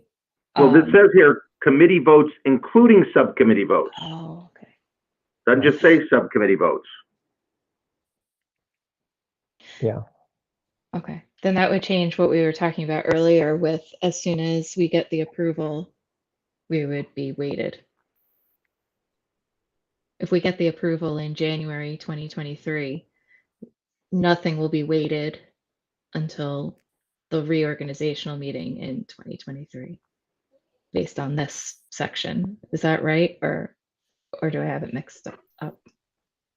Yeah, I think the question as I'm hearing it is that 1.1.2 talks about the frequency of reweighting, and then 1.1.3 is kind of saying, hey, 1.1.2 doesn't really take effect until May 2023. Yes. Right? Is that fair, Joe? Is there anything in the law like there are in some like flow charts in chemistry that like 1.1.2 doesn't take priority over 1.1.3? Not that I'm aware of. No, again, the theme that was enumerated to me, and I don't need to belabor it, is they want some date certain or some date that can be readily identified by the language in the provision. Okay. I think our reorganizational meeting is as clear as fiscal year, because the fiscal year is also varies based on institution. So to some degree, I mean, the state doesn't, but you know, Yeah. it's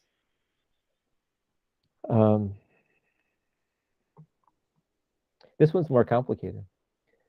1.1.4 says each member must reside in the member town which he or she represents, as described in section 1.1.1. Each member must be elected consistent with the process for the election of member town officials in said member town, and will be elected to open seats during the annual election or a special election in said town. The term of each elected member will begin on the first business day after his or her election and after being sworn in by the respective town clerk. The member who has not otherwise vacated his or her seat will continue to serve until his or her successor is elected and sworn. I have no problem with this personally, except my only question is, why didn't we put this language in the last thing we talked about? Like the 26 member committee, does that? Because this seems kind of weighted voting immaterial, right? But we didn't have this language, I don't think, in the previous motion we discussed.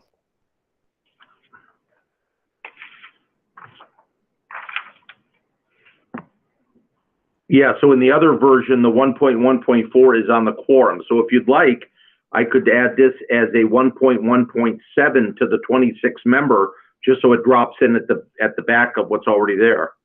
Yeah, I mean, I think they should all be the same except for how they're different. You know what I mean? Like, okay. if we put one up tonight and then we put that up and they're like, yeah, we don't like this, we want to see one of your other ones, and then like other stuff is different, I think that's going to be, No, I'm in a meeting. No, a bit of a malurk. I'm in a meeting. Does anybody have any issues with 1.1.4?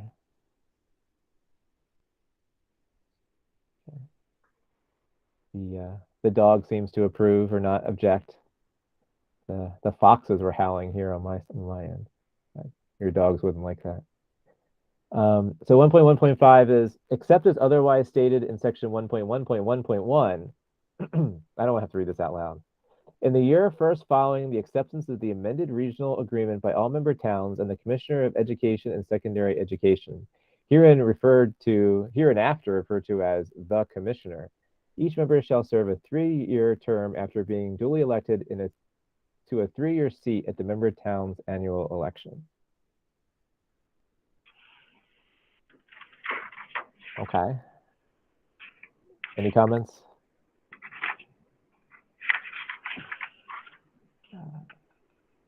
1.1.6, if a vacancy on the committee occurs for any reason, the select board, okay, this has to change, right? I think we just use the same language as in the previous motion. I'll make those the same. Yep. Commencing, I guess, the same language about the 2023 town election, right? Each member's vote shall be weighted as nearly as possible in direct proportion to the population of the member town compared to the population of all member towns combined, so that the actual weighted vote of each individual member is as nearly equal to 1 as possible. For example, and for illustrative purposes only, if the 2020 town census figures were used, calculated weighting voting for the 16-member committee, this 2020 data would result in the following weighted voting factors. And then there's a table. So Linda, we got a table.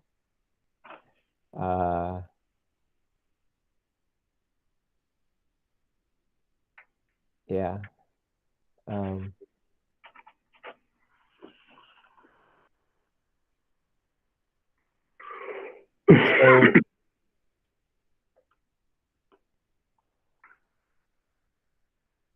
So help me understand this table. I'm just going to ask a question. So the 1.16 per member, and then we're multiplying that by 6 members. That means that Holden has a weight of 7.01, right? but I, as an individual member for Holden, have a weight of 1.16. And if I was to shuttle Christina off the committee so there are now 5, we would divide 7.01 by 5 and get some number that's greater than 1.16 that would apply to each of us. Is that what this table is telling me? Yes, that's how I understand it. So Holden would have 7.01, and then if members shifted, but the census didn't change, it would just be the votes per member that I would just have more power. It'd be like a power up bar when the person leaves, right? And then I would repower down after somebody comes back on. Yep. So this will make Randy's job exciting, where she has to decide, A, like who just voted, right? And then B, what is this vote? Is it 2/3 or majority, right? So she'd have to have a sense of what, is 8.01 versus what is, 2/3 of 16 or whatever. So this is neither here nor there for this, but for next year, you might want to have seating, like assigned seats or something. I don't know, just something to make it easier for whoever is doing this work. It almost seems like there has to be like an Excel file ready to go. And I'm sure Barry could write an app for this, which would be probably easier than having an Excel file, where if like each member could like vote and it could like show up on a screen where it's like Mills 1.16 on the yeses, and Smith 1.1.6, and Woodland 0.94. Like I'd imagine this is not for this meeting, but that would be a very easy app to write, and it could like display on a screen. That's not our problem for tonight, but So am I I'm reading this right, where when that kind of recalculation happens, where it's now 7, but divided across 5 people, that is very much getting away from the one person, one vote, everybody as close to 1 as possible, right? Because those 5 members would have more than that 1.16, and that's going to be a lot more than the 0.62 of each person in Princeton. Am I not reading this correctly? yeah, I think you're right. So like next year when there's if there's still 10 people from Holden, right, or 11, however many ridiculous of us there are, my weight's going to get diluted, right, until it powers up to 1.16 when people move off.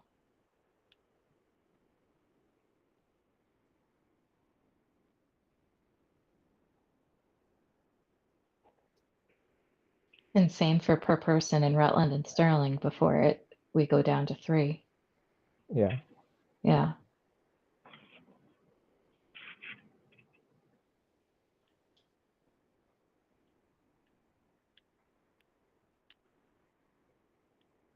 And in part, that's also a function of Princeton still having 2, right? That it's not super close to 1, at least from that direction. But these also aren't the weights that we talked about in previous meetings.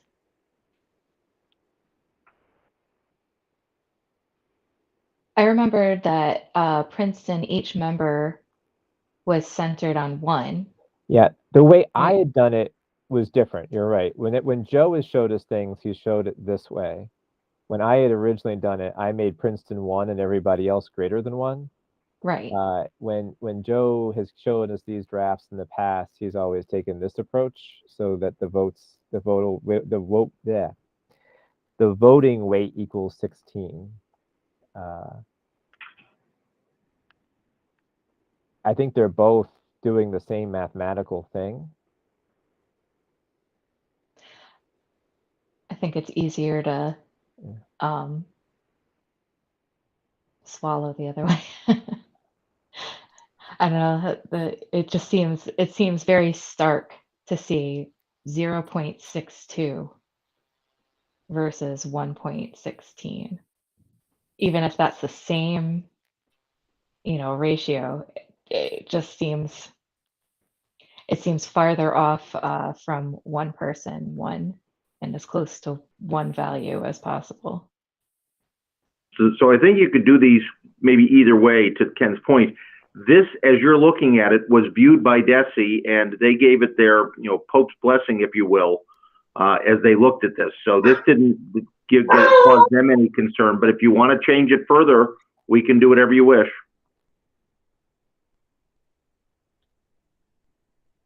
I mean, the pro to this way is that the total is always the same. The advantage to the other way was that Princeton was always 1. So somebody was always a 1. This way, the total is always 16. I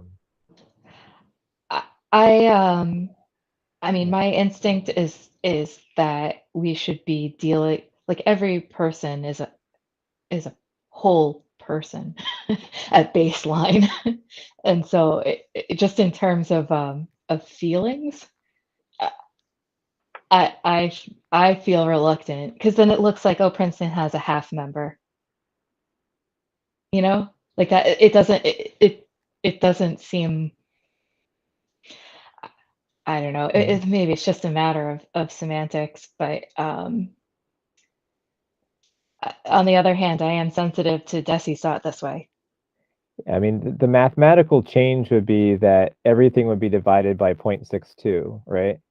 Both the 16 in the upper right-hand corner and all of the votes under the town members, right? So I don't have my calculator in front of me. Carl might, but it would just be 1.16 divided by 0.62, 0.88 divided by 0.62, 0.62 divided by 0.62, etc., to be votes per member.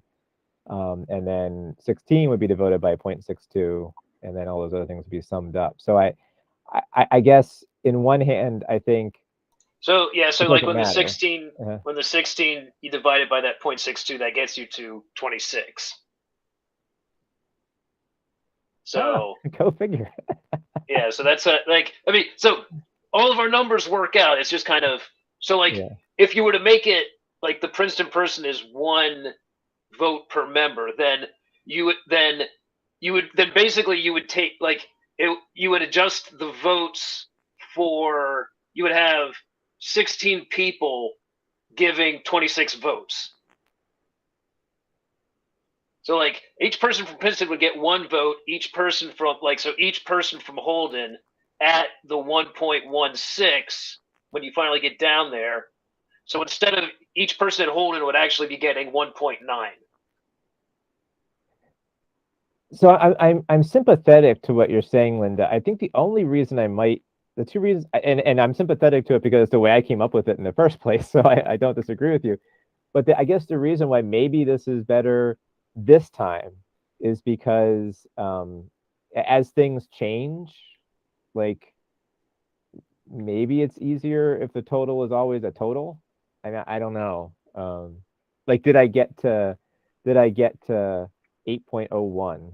You know what I mean? Like, and then thumbs up. Maybe that doesn't make sense. I don't know. I think either way works. It's either, as Carl just said. Does it really matter, Joe? Like, this is for illustrative purposes. I don't know that it does, but yeah. My thought just out of the gate, right, is I like that on that top right corner it says total vote weight 16. It's not 26. It's not some other number.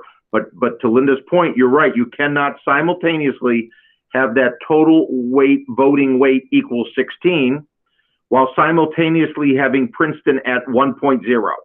So, again, this was the way the chart was presented to DESE. I'm generalizing, of course, but they looked at it and with a yawn said, this looks great, and moved on. So they didn't have any issue with it whatsoever. So I guess the question then I put out to the both of you is, do we care enough to change it, or do we not? I'm sort of ambivalent. I'm good with it the way it is. I anticipate trouble at the full meeting. I'd be happy to be proven wrong. So Joe, I mean, could we have another version in our pocket that has this chart with the 1 per member for Princeton and the total weight not being 16 for illustrative purposes? I can't say that word. Illustrative, not illustrious purposes. And if such arises, we have the chart ready to plop in. And then Yeah, if you wish. the disadvantage is that Desi won't have seen that. So maybe we stick with this if there's not a problem, just because Desi already said okay. And then if it's a problem, even if Linda wants to be a problem, that's fine. We can swap the chart in with the 1 per member. Like I say, all this is dividing all the boxes in column 1 and all the boxes in the column all the way to the right by 0.62, right? Mm-hmm. I'm not willing to die on this hill either way, to be honest.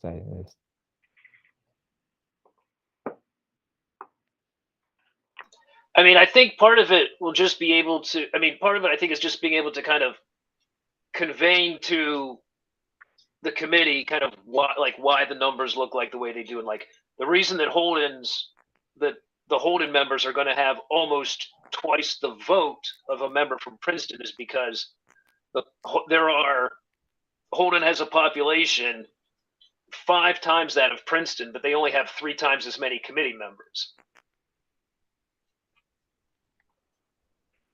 So we like you have to account for that through the weighting. So I think we could talk. I think it can be talked through, but I guess we'll see. Looking at 1.1.8, just in anticipation, kind of like the language the way it is, kind of requires the chart to be the way it is. Mm-hmm. Not saying we couldn't fix both of them, but Well, and let me just pose a question to you. So 1.16 for Holden right now is nearly double the 0.62 of Princeton. Optically, how is that different, to Carl's point, if it's 1 and then 1.9? It's the same delta. what I was hearing from Linda was just it seems like people have less than a whole vote. I think it's an optics thing. Oh, yeah, no, I get it. I get it.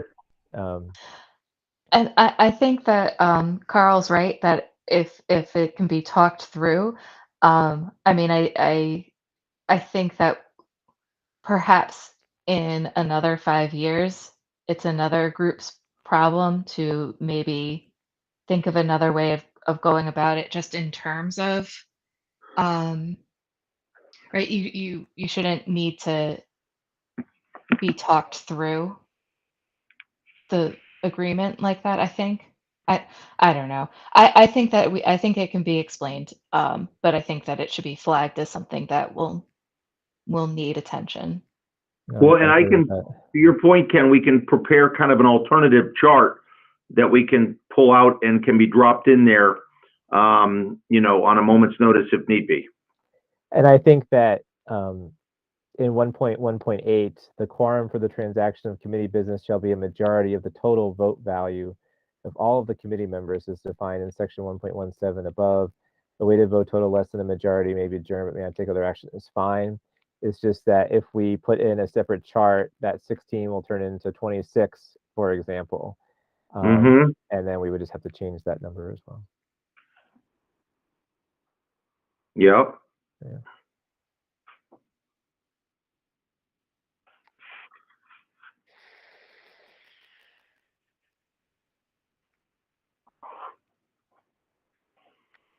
So the next, I'm sorry, I'm looking at my own screen because it's bigger than the quorum for the transaction of each subcommittee's business shall be a majority of the total vote value of all the appointed members of the respective subcommittee. A weighted vote less than a majority is defined in this, I guess, in section, not the same issue from before, may adjourn and take no other action. So this is sort of the same language as we had in the last document. I don't want to have to put together the subcommittees. But that'll be the chair's problem. We already talked about that language from the last section, so can we move on? So real quickly, Ken, going back to that 1.1.9, this is different than that reference to this section. In this particular instance, it is this section. So then the question becomes, do we leave the word this and take out the reference of the section 1.1.9? I mean, it's talking about itself, so it's like Ken says this. I think I can just say it. Yeah, no, I agree. So, Okay. so a weighted vote less than a majority as defined in this section Yeah. may adjourn but may take no further action. Yeah. I always like less words if the words aren't saying anything new. Yeah, so so in this case, we'll leave the word this, we'll leave the word section, we'll take out the 1.1.9. Okay. So 1.1.0 says, except where otherwise provided by statute, regulation, or by the terms of this agreement, actions by the committee will be taken by the weighted vote pursuant to Robert's Rules of Orders protocols that correspond to the particular type of vote being taken. So in speaking with Desi, this was again another section that she liked, but she said, why limit it to statute? We always recommend that districts put in regulation as well. That's fine. So the insertion of the word regulation was at their request. Can we have an Oxford comma there? Okay. Yep. Since we're making changes. Yep. Does No, anybody else have anything with that?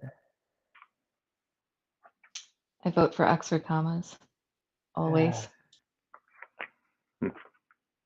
So, can I ask a stupid question, this organization question? Why is there a second one? Because there's never a 1.2 point anything. So shouldn't it just be like 1.10 and 1.10.1 and 1.11? It seems like there's a superfluous 0.1 in all of them. hold on. Hold on. So you're saying, okay, wait a minute. So you're saying from the jump, it would be 1.1. Uh-huh. Okay, I'm sorry. Oh, then in the next one on the front page, 1.1.1. Yeah, because there's never any 2 in the second decimal place. So I feel like that second 0.1 was a little superfluous. Yeah, And- I wonder. I don't remember how that got in there. If that was something that's legacy or not, I don't know. But yeah, but I agree with your point. But if you change that, you have to change it everywhere in the text too. Because, Oh yeah, no. Yeah. Yeah, that's true. But Yeah. I'll make a note of that. So what we'll now call section 1.10.1 says, in order to approve the district's annual budget, to approve the incurring of debt, or to apportion among the member towns the amounts necessary to be raised in order to support the budget, or any other vote requiring a 2/3 majority vote, a combined total of weighted votes equal to or exceeding 66.67% of the weighted vote of the entire committee, that is, not merely 2/3 of the weighted vote of those present, shall be required. I know that Desi put in that blue line, but let me tell you why I don't like it, if that's okay. So, for instance, section 1.1.10 talks about Robert's rules and any particular type of vote being taken. A motion to call a question, right, is a 2/3 vote. A motion to extend our meeting to 10:30 is a 2/3 vote. Those, I don't see why they would require the entire committee, not just those present, because Robert's rules wouldn't suggest that, right? So I think the blue line in 1.10.1 is making trouble. Okay. Do you see what I mean? No, I do, but I remember distinctly, and again, she may not have been thinking it through, but Ms. Lynch went out of her way to say, wait a minute, if you need a supermajority or a 2/3 vote, it's not limited to only supporting the budget. So she was suggesting, for the reasons you mentioned, that it's or any other vote requiring a 2/3 majority. Now, she may not have thought it through because you've given examples where that kind of conflicts with the Robert's Rule paragraph that precedes it. I get it. So how would you like to word this? I mean, for me, I would say maybe or any other vote requiring a 2/3 majority vote by statute or regulation. I mean, something along those lines. Okay. Does that solve the problem? I think it does. Okay. It may, but I think that's fine. Because, us extending our meeting for half an hour, isn't statute or regulation. It's Yeah, just in our no, I bylaws. get it. I get it.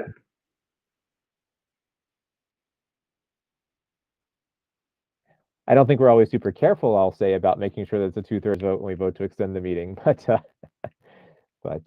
it is what it says in our bylaw. Anything else from that section, people?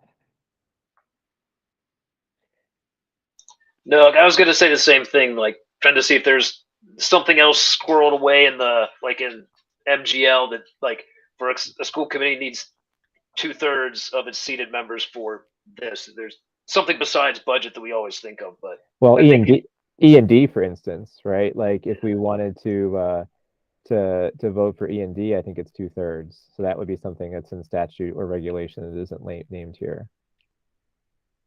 The legislature could pass something tomorrow that requires a 2/3 vote, right? I mean, I don't know.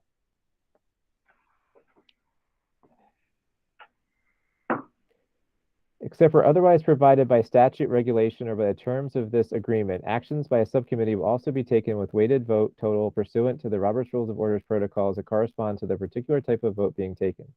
For these purposes, a majority vote shall mean an affirmative vote by more than half of the weighted vote total of the members present in a properly called meeting of the respective subcommittee for which a quorum is present. Okay.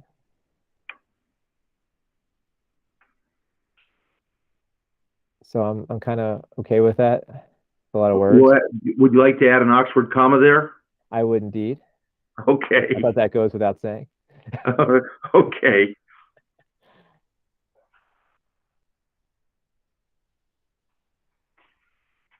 So are we good with this one?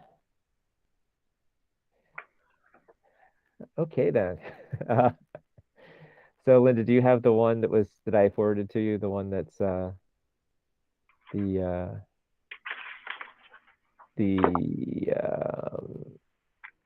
clean slate?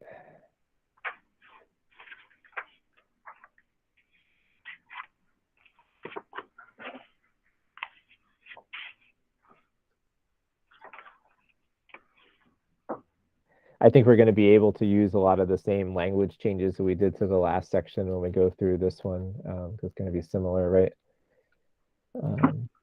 The Wachusett Regional School District Committee, here and after is referred to as the committee, shall consist of a total of 16 members, each member here and referred to as a member. Each member shall be elected at their respective town elections as detailed in section, again, with the extra ones.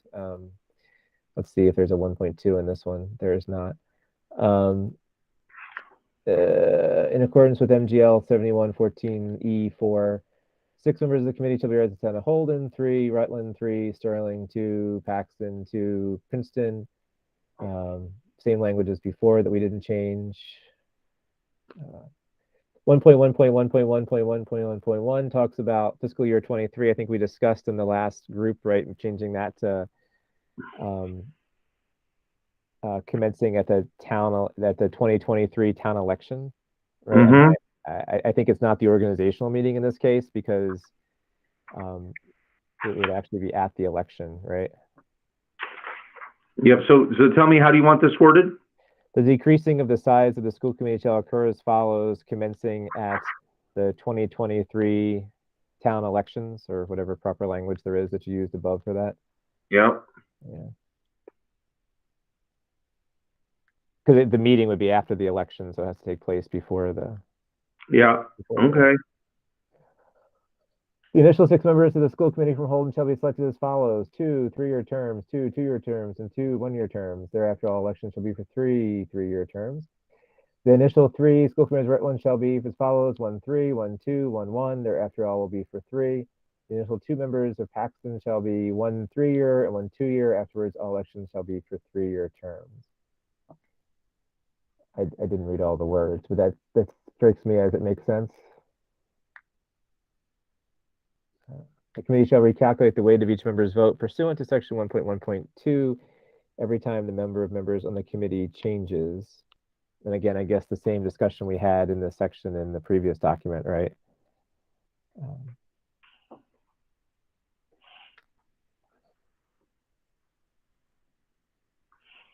So, and I think 1.1.2 is also the same language that we talked about in the previous version, right? So just changing the or. Yeah. So every 5 years or recalculated Yeah. every time. Yeah. Mm-hmm. Although, is there any reason the number of members of the committee? Oh, I see. Yeah, never mind. I get it. That would change because if somebody resigned, right? So in that Yep. small interstitial space between when they're appointed.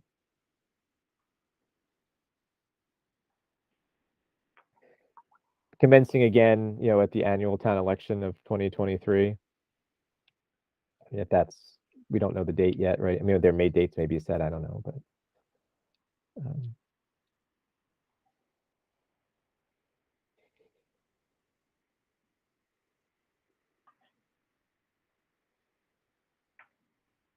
So section 1.1.4 is the same as it was in the last section, right? The last version.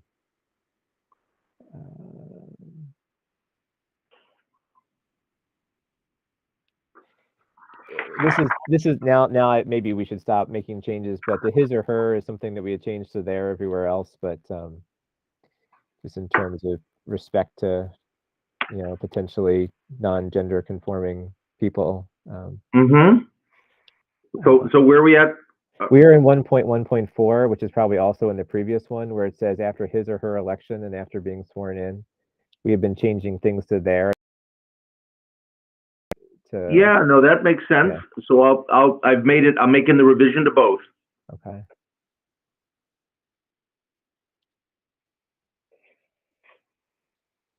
And it's just in a couple. I'm sure you can just search for his or her. Yeah, and I've made a note to that. Yeah. Is there anything else people have with 1.1.4?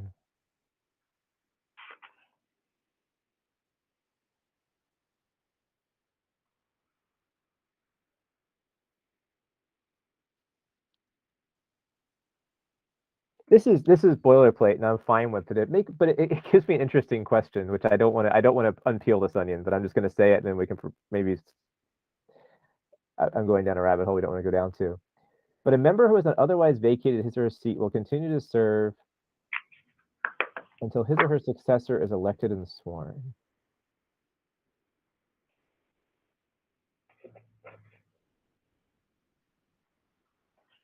So, but I vacated my seat at the election, right? So I think I'm just reading things into this that aren't there. I'll stop talking.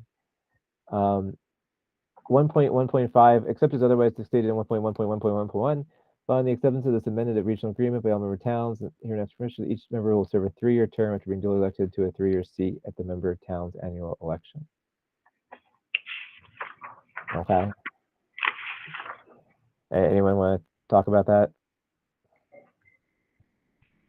Section 1.1.6, we need to change the way we talked about in the last section, right? That it's the select board will appoint the member to serve. Yep. And I would say in 1.1.7, commencing at the town elections in 2023 or whatever language we're using to be consistent. Okay.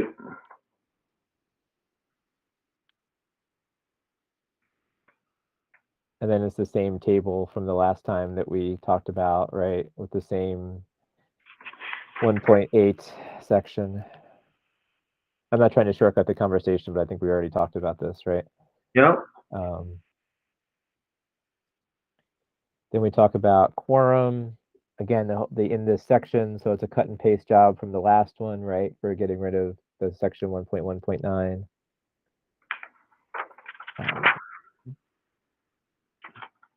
So wait a minute. Now, when you say getting rid of 1.1.9. No, the reference to the words of it in the text, like. Oh yes. I'm sorry. Thank you. Yep.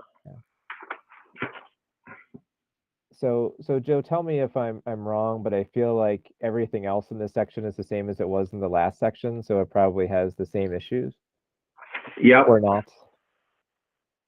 I think you're right. It looks cutty pasty. Yep.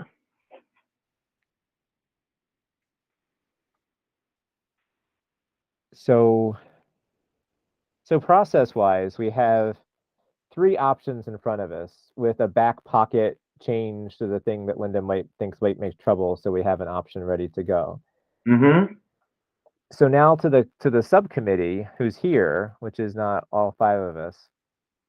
How then shall we proceed? Like, I would be inclined to say that we would want to make a motion to recommend one of these 3 to the committee, knowing full well and perhaps saying once the motion was made and seconded that we do have other things if the committee doesn't find this to their liking, but it seems the way we would bring a motion at the full meeting would be to bring the motion to recommend something, because I don't think a smorgasbord vote is I think we either vote up, vote down. If we vote down, we have another thing. If we vote that down, we can always make a motion to reconsider. I don't think smorgasbord voting is typically the way we do our business. So I'm happy to listen to all of you about this. Would we put forward would we want to put on the agenda like all 3 motions but in order? So like the first one that we would recommend, if that motion passes, then you just pass over the second and the third? Or would it be like one motion for like whichever one we would recommend, and then if it doesn't pass, then we try to bring up a different motion? Well, the agenda technically is already set. The agenda just says motion to revise section 1 because the agenda had to be up yesterday. Right. So technically the agenda is just a placeholder. But the core of your question is what I'm asking, right? Like I feel as though we want to respect the right of the committee to have input. But my history with the committee is that, and this is more for a budget than this, but then when we go to start the smorgasbord, that coming to a endpoint is logistically challenging. You know what I mean? So I kind of think this is what we think we should vote on, but we have 2 things in our back pocket is maybe the way to go. Unless we, as 3 of us, can't agree on which one to even promote, in which case I don't know how we proceed. Linda, what do you think? I think it's probably generous to call it thinking at this point. All right, so there's a process part of it of just if we as a subcommittee recommend one, are the other 2, and then the full committee doesn't like it. Right. Are we able, without having voted on something here, to recommend one of the other 2 options in the full? Do we have to make some kind of value judgment on each of the 3 options in order to bring it to the main? I think we probably should bring them in some sort of order. Just because, I mean, I'm just thinking practically speaking, right? Like, we have to make a motion, right, that gets voted up or down. So I think we'd want to bring one of them as the motion. In my or your or Carl's or whatever's discussion, when we talk through the motion, I would say we go through it thoroughly, whichever one it is, and say, that said, we do have 2 alternatives that we could make if downstream, but this is the motion we put on the table that we would like to discuss. And if it goes sideways, we could say, one of us can say, well, if it's the will of the committee, I'd like to make a motion to, table this. I'd like to make a motion to amend and replace the motion on the table, or whatever the Robert's rules would be. Maybe Joe could help us with that, with this other motion, or we say vote on it and bring another one. I don't know, Joe. What's your thinking in terms of parliamentary procedure here? So I don't have Robert's rules in front of me, but I think well, to your point, I think the 3 of you need to have a consensus, if there is one, as to which of these 3 the 3 of you prefer. That would be the one you'd put forward as the motion, right? And then if that does not look like it's going favorably, you could then, ask for a vote on that one. And if it doesn't go, then you have these other alternatives. Now, maybe somebody would like to make a motion to amend that you move to the second or third version so that they're all being discussed contemporaneously. But to your point, if you've got that scenario, then you've got the smorgasbord, which will make this, it seems like the meeting will become very wieldy if you do that.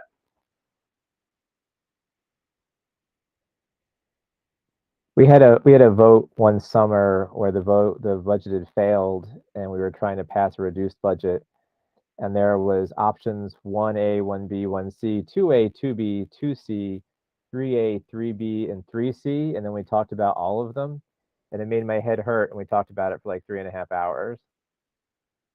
So that's kind of why I want to make a motion, right? Am I right, folks, that your group was charged with analyzing all the options and coming up with what you thought was the most viable and workable option and recommending that option to the committee?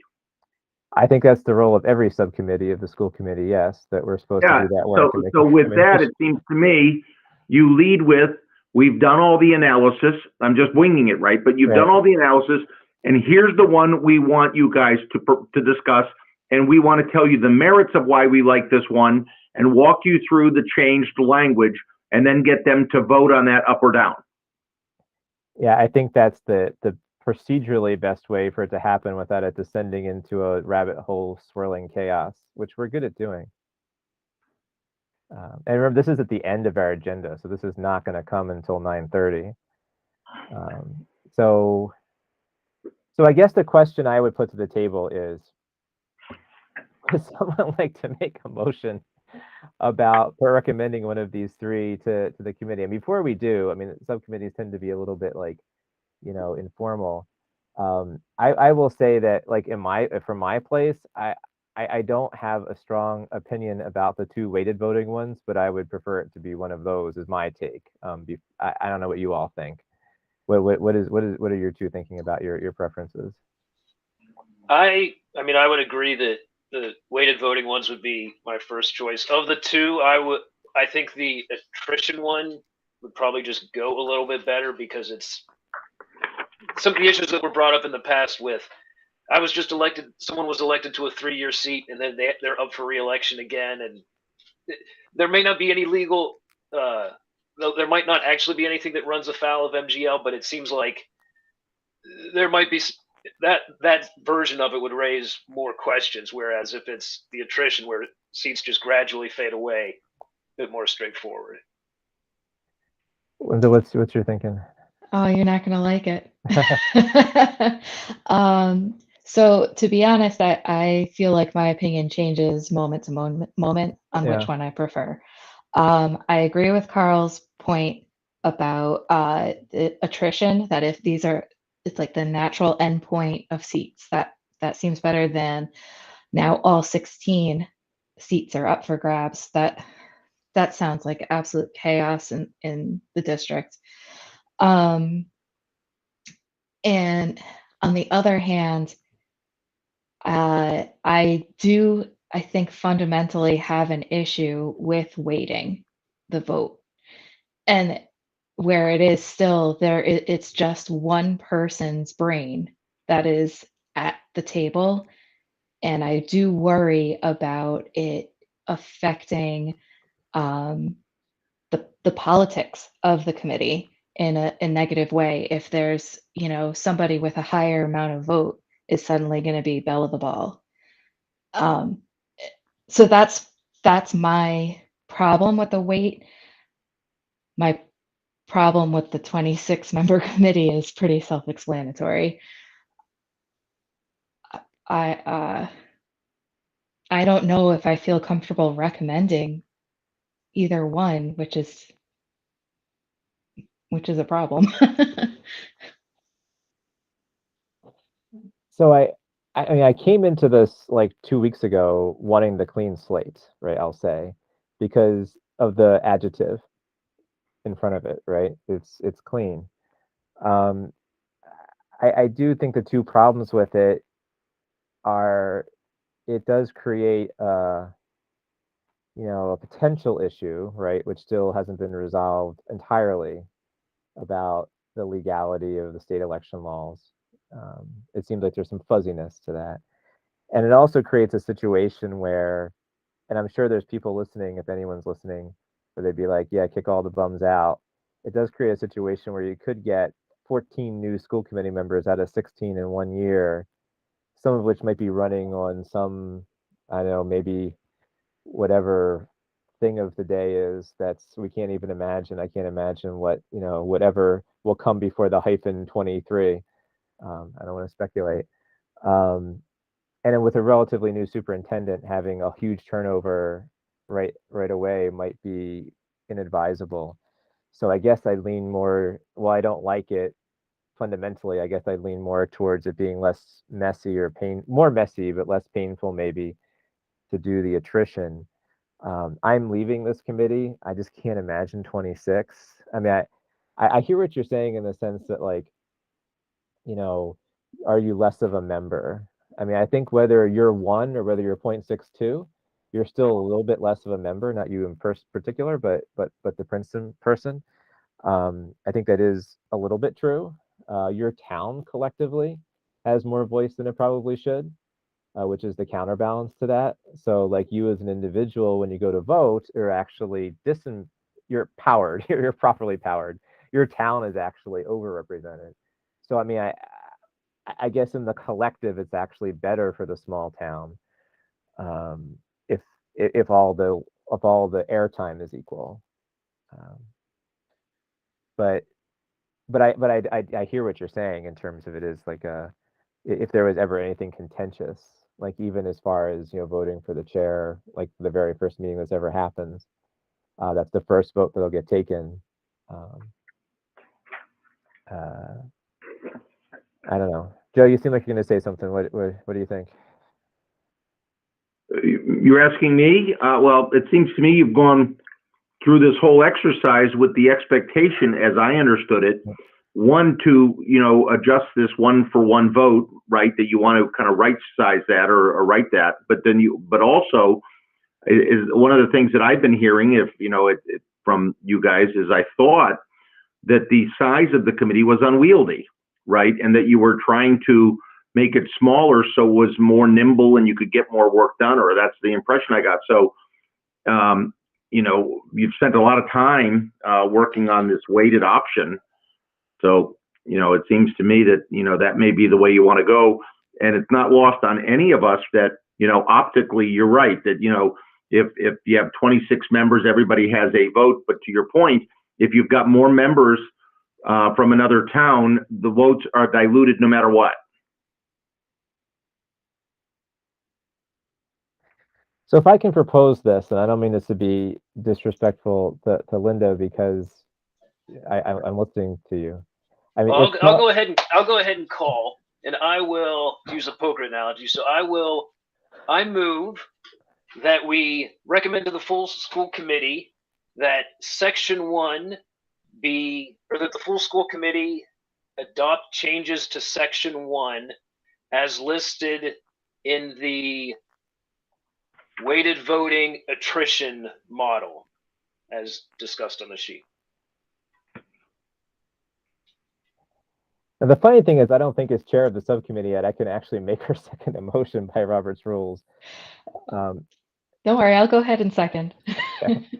I feel like we've discussed this. I mean, within the context of this, like, if this fails, and at the full committee, Linda, of course, you don't need to make it or second it, and you can feel free to vote against it, right? So can I if I change my mind between now and then. But at the full committee, if it fails, I think we have to be a little nimble on our feet in terms of what we replace it with by listening to why it failed, right? So if it failed based on the chart being confusing, we can make an amendment.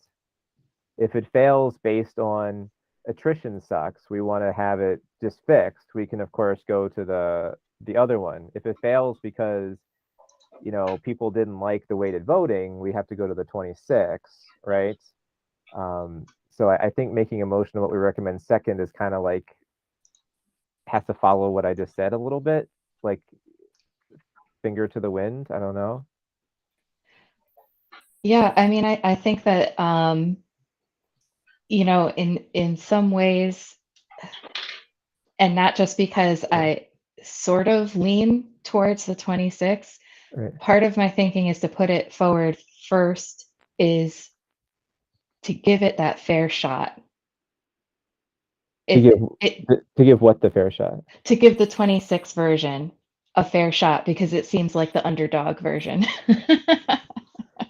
And then if it goes away, well, we tried. But I hear you. I think that Yeah. I think that you're right that if we do vote to recommend the attrition, you know, in a minute or two or whatever it is, that and it fails, then I don't know if we can be sure what the second option would be until we hear the discussion of the full, right? Like that wouldn't be our charge to determine the full order, like Oh. tier 1, tier 2, tier 3. It would be just the one recommendation. I would think so, and I think we've had this conversation there that we can refer back to, right? That we were going to do this. I mean, I guess I would say, I hear you. I think, in a sense, when we were talking about the full committee, I got the sense, just like from, I don't know, card counting, that there are people who didn't like the weighted voting, but that they were probably in the minority, and kind of a little, I wouldn't say substantially in the minority, but it felt like maybe a third to 2/3 or something along that line. So I kind of think we should put forward the motion that seemed to reflect where the committee was. But I think in the conversation, there's no reason we can't say that there was this other thing, and that's another option. And that's because, I mean, basically the result of a no vote, of course, is one of two things, right? The result of a no vote is that we'll then make another motion, and that other motion will be to go to 26, right? Probably. I don't think the objections will be to the attrition, I would suspect. And if that fails, then our options are to do nothing, right? Because we won't have time to make changes. So the other revisions would probably go through. We'd send that to the towns. We would write a report saying, hey, it failed. Desi would get it and probably object, but there's no mechanism we'd have to do anything about it until Desi objects, and then the committee next year will have to respond to Desi's objection, I guess, right? Well, I mean, the other thing we can do, or you could ask Mike, or Mike could have you as the vice chair to be the whip counter and try and tally all the votes beforehand. So if something looks like it's not going to pass, then then the emotion would get amended to option 2. Well, I mean, I think that's just something. I don't think we want to take straw polls, but I think we want to have our eye to that. And you can kind of tell, right? I mean, I think you can tell where directions are going. I mean, at the same time, I think there's something to be said for like, hey, let's just vote on this thing, right? And if it fails, it fails. If it passes, it passes. And people can make motions to table and all sorts of Robert's rulesy things that I'll just look at Mike and be like, so what do you think for that? We have a motion on the table, but I just want to keep that in mind. But it's not going to be. I don't think it's going to be unanimous by any way, shape, or form. And to be honest, I kind of feel like if the first one fails, it's going to fail. Like the second one's going to fail too. I think, but we'll see what happens.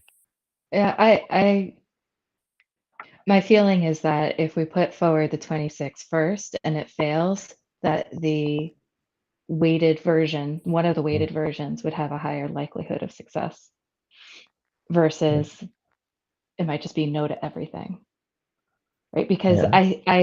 I have to wonder how many, seeing that they looked like they were on the underdog side, Yeah. didn't speak up and speak their minds. I don't think that every single member went around the table and said, I prefer this, I prefer that. Probably not, no. No, No. I think I was remote that night, so I really don't know. But so do I want to make a motion to amend the motion on the floor? There's a motion on the floor that is that Carl made and you seconded, and you can amend that if you want. I mean, if you don't mind me kind of going through this, let's take a hand at this. So then I'd like to make a motion to amend the motion to recommend to the full committee the 26 member and strike the attrition model, weighted attrition model. Does that? Yeah, I think that's fine. It needs a second, and basically, if it's going to get a second, it needs to be from Carl.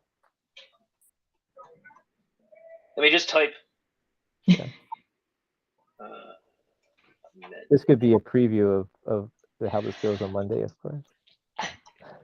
That's kind of where I'm coming from.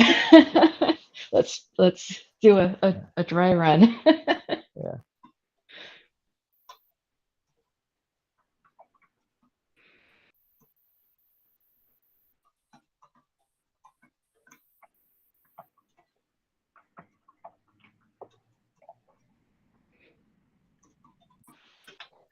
So I'll second so we can discuss. So Linda, do you want to talk more about your motion to amend? I think that so my thinking is the same, that the 26 member version is perhaps one that should be played out to really get this is the best way to get the true temperature of the full committee now, is to give it a chance and then see how it goes there, so that there's not ill will moving forward. I also think that it has merit on its own as a viable model, just because it counts, like I said before, it counts each brain as one, because you still are coming to the table with one brain, one person that you'd have to speak to and work with, versus 1.16 person. Carl? I still think it would be better to go with weighted first, and then again, depending on what the sentiment is, you could go with 26 second if weighting doesn't pass, and then if they're like it's weighting or 26, and they're like, I mean, they may hear it and say like, "Ooh, 26, that's even worse than weighting," and someone could put up a motion to reconsider, go back to weighting. But I mean, I think my vote would be to do it weighted, then 26 if it comes to it. I mean, I think this is just a friendly agree to disagree from my perspective. I'm not trying to be combative about it. I think I kind of go with Carl in the sense that I feel like it wasn't the strong will of the committee, but I think it was part of our charge. I don't think we should bury the 26 in the way we present it. I think if we make the motion, if it turns out to be 3-0 or 2-1 or 201, whatever it turns out to be, I think we say we present it. If this amendment fails, I would say we make the motion. It was mixed. We have this 26 member option. Here is this motion on the floor.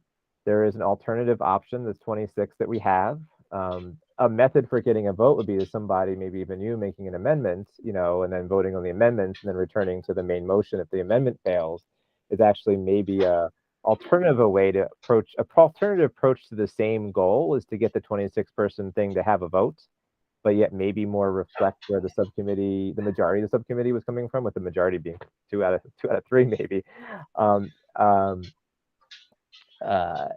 It's another way to get to the same end, is what I'm saying, right? So I guess my inclination is that I'll probably vote against the amendment, but I don't mean that in any disrespectful, bury your ideas way. I think they're both good, I don't know. Can we vote on the amendment? Do we want to keep talking about it? Okay. Linda? Woodland, yes. Otmar? Otmar, no. Mills, no. So the amendment fails. So return to the main motion. Do we want to continue discussing the main motion? Okay, seeing tired. Linda,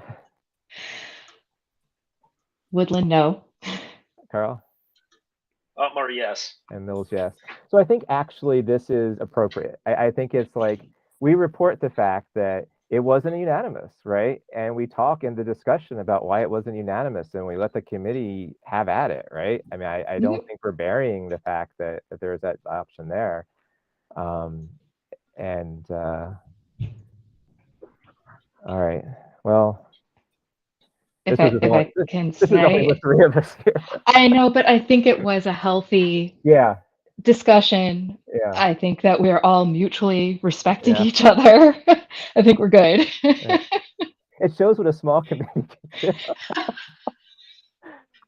I Maybe we think should this go to can 3. happen with 26. Well, yeah, the argument of smaller being more timely doesn't necessarily hold up in this case, but it doesn't mean bigger will be faster.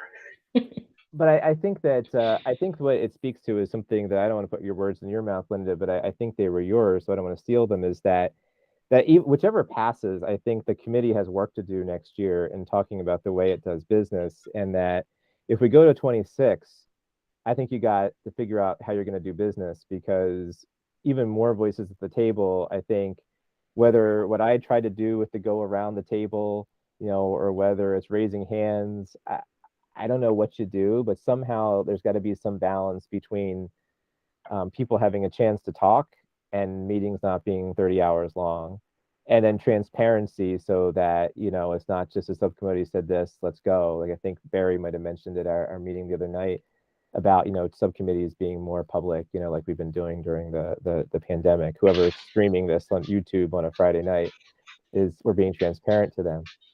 Or if we go to a smaller committee, I think they also have work to do, right? In terms of, if we had a committee of 5, if there was one from each town and 2 people are, disruptive somehow, it's no better, right? So I think the committee has work to do.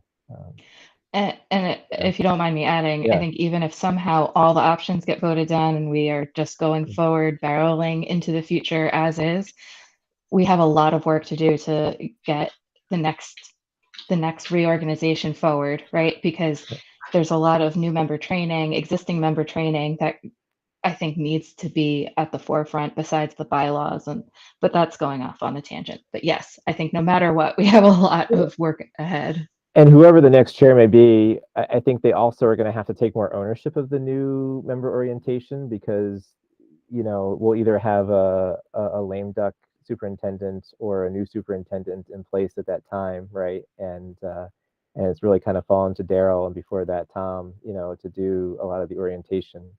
At least I let it fall to them, and that's my fault when I was chair. The other question, I guess, for process is we also need to issue a report to the towns, right? Technically, that might not be as timely. I had written a draft one that I shared with us a couple of meetings ago. It's sort of, where we walk through the other things that we talked about, right?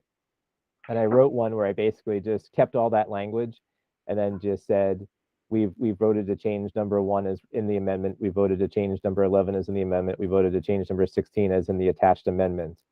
So I kind of feel like I have to send something that along with these amendments, because otherwise, or I could not, and we could wait until we come back and meet again until after this meeting, and we could just send the amendments without any commentary to the towns, let them put it on their warrant, have another meeting with more people, go to the full committee and vote on the letter at another time. I don't know what people think about that, because on one hand, I don't think we can talk about it tonight and vote on it Monday. I think it's too much, but I don't want to send something we haven't voted on. I don't know. What do people think? I mean, I think in part though we can't.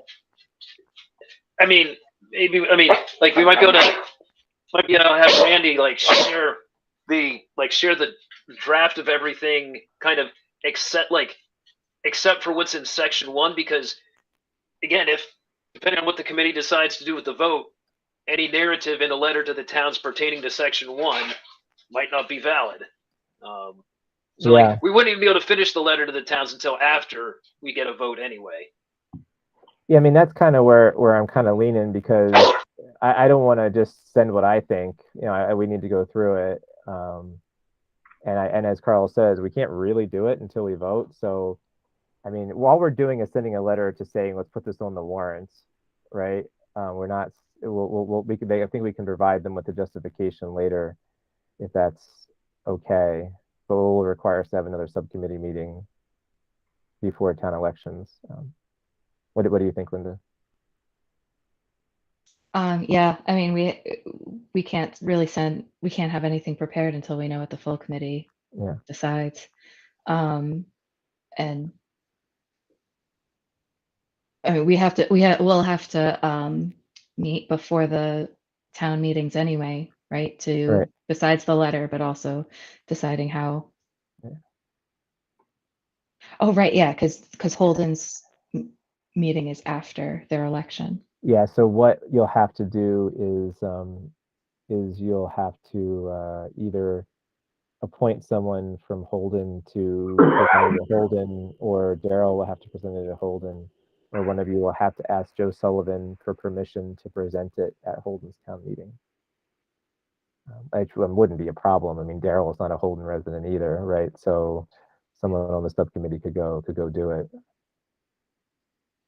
And then, quite frankly, the private citizen, I can talk about it too, but I can't present it, right? Or shouldn't, I wouldn't think. Unless you get written in. You don't have a chance to decline it. Yeah. And it would still be your seat until someone new is sworn in. Yeah. It may actually be almost immaterial if Holden's last. It might have passed in the other 4 towns, but process-wise, we will have to be prepared for that. Okay, so then how far in advance do we need to do that? So we would. Well, let's just figure out when we should meet, because I don't have to say, but I'm going to say that there's an awful lot of meetings in the next couple of weeks, and I've got my limits. I think we all do. Yeah. So I'm just trying to come up with I have so many things open on my computer. I have to find my calendar. That's not the right one. Too many tabs here. Too many tabs. I'll look at it on my phone. So the we have a meeting on the 14th that is an finalist. We have the vote on the 17th. We have a regular committee meeting on the 21st of March, right? Then we have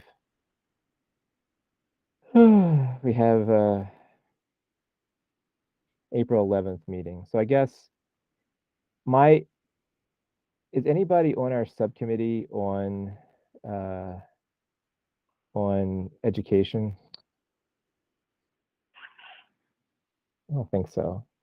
Because I was going to say we could meet the hour before the meeting on the 21st to plan what we would present to the full committee in the April 11th meeting. And I'm not trying to be a weenie about it. We're going to be so wiped out from meetings. I don't want to have another night where we have a meeting. It seems easier to just do the hour before a time where we already have to be there anyway. Unless people don't like 6 o'clock is bad for them. I can do that. I'm pretty sure. I'm probably, yeah. I think. Oh shoot. Yes. No, I can. Yeah, I should be able to as well. Randy, are you on the line for that? I am, and the only thing I'm thinking, I think diversity also might be meeting potentially. I don't know though. I have to look. Are you on that, Linda? You said, oh, yeah, right, that was an issue. So if that's the case, then Randy, could you just poll members for meeting times? Like, from the week of the 21st or the week of the 28th? Sure. Okay. If there's no diversity, we could try, you want to try for the 21st. Yeah, if there's no diversity, let's just try that. And if there's diversity, maybe you can poll the members. Okay. All we would have to do is be figuring out how we present it, and then approving a letter, making a recommendation to approve a letter to send to the towns, which we would draft in the meantime. I'd share with Joe, and we kind of tighten it up and have something to share. At least the invitations I've had so far for diversity, the March 21st is open. Okay. I don't know if anything's changing. Yeah, that's right. I though. just checked the calendar. You're correct. They keep changing their dates though. So, but right now you're I right. know. There's anything on They there. So keep you wanna- getting bumped. So the 21st then? It just seems like it's least disruptive to everyone on the committee. They're already going to be there, and I think we have an hour of work. I don't think we have 3 hours of work, particularly if we know we only have an hour. We can, get it done. The wordsmithy isn't quite as important for a letter we send because it's just a letter.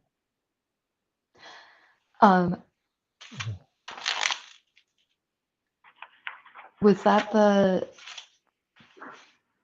anticipate? Would management end up bumping that? I guess is my question. I don't know if we need to worry about every last. I don't know. Let's go with it. Let's go with There it. might be a very good chance there'd be a management meeting that night. Well, why don't you just, Randy, why don't you just poll the members then? Because I don't want to set a date that isn't that date when we don't know if Paul or Matt can make it. So, it'd be better if we got their input, before we move forward. So to poll a date between the 21st and the last 2 weeks of March. Yeah. I don't like the idea of like setting the next meeting date with when two of the people aren't here. It's kind of like perpetuates the people who aren't here not being able to make it.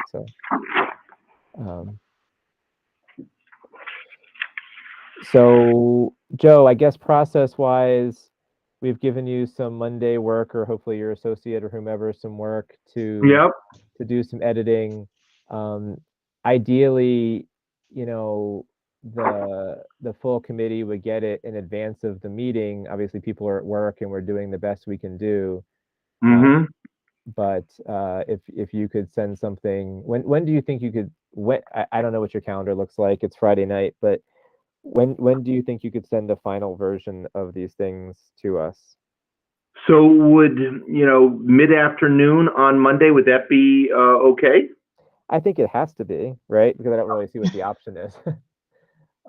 So I guess if you send it to me, Randy can, I think me looking at it and then posting it, that would be nice. I don't think the time is going to be there. I think we just have to, I'll look at it, but I think we want to get it in people's hands as quickly as possible. So maybe you could send it to Randy and myself, and Randy can, send it to the committee. Maybe give me, Randy, if you can maybe give me 30 minutes to take a quick peek at it to make sure there's nothing hugely wrong that I just see from what we discussed, and then and then we can get it to people's hands as quickly as we can. I'm sure people will object to the fact that they didn't see it ahead of time, but unfortunately, it's just we've sent them very similar drafts many times, so hopefully, that's it's just the reality of what it is. Now I have a question. So Yes. we're not having executive session, and so Joe will not be there. Do you need him to be there for this discussion on Monday or no? I mean, my instinct is to say yeah, but the problem with it is that I don't know when to tell him to come, right? Because we have the vote on the budget, which could take 15 minutes or it could take 2 hours, right? And is there something else? Capital The from capital. facilities. Yeah, I mean, I can't imagine that being super controversial, right? Right. And then there's just a motion from education that's just a second reading, so that shouldn't be controversial. Not that we're capable of not doing that, but we're so deep on the agenda. So Ken, I'm a team player. I'm happy to come at whatever time you may wish if you'd like me to be there. Can okay, Randy, Yeah. I should we ask Mike if he can move this up in the agenda to after all the budget stuff? So at least I don't know. I what I'm Is I'm on stuck around the call theme here. What's that? is on call an option? I mean, I think we want to compensate Joe for his time, right, and not just have Yeah. him, waiting Could around. Joe call in? No, you're right. Could we call him? Could we? So Randy, one thought I'm having, I mean, I can give you offline my cell phone, not now, but or maybe you already have it, but you could communicate with me and say, hey, it's 8:15 and here's where we're at, or we expect to get to it in an hour, we expect to get to it in 45 minutes. I'm not right around the corner, so I would need some lead time, but if you want, again, we can kind of do that in real time, whatever you guys think works. I mean, if that's a possibility, that's good. I feel it's moderately disrespectful of your time, but since you're suggesting it, it's fine. Well, no, I'm happy to do that. I'm happy to do that. But what would be logistically difficult, of course, is a call. Hey, you're up in 10 minutes, right? That becomes kind of cumbersome. So giving me kind of a heads up and ballparking it, saying, hey, it looks like we'll likely get to that, no sooner than a half hour, but no likely later than an hour. Then what's the worst that happens? I'm there a half hour early, right? Right. But Randy, could he call in or no? Could he call into the meeting? I would think so. So maybe that might be easier. Oh, if you wish, I could do that. But whatever you guys, you have to make that decision right now. But just let you know that I'm available, however you wish to proceed. I mean, you called in today. I think it would be okay. I mean, what do people think?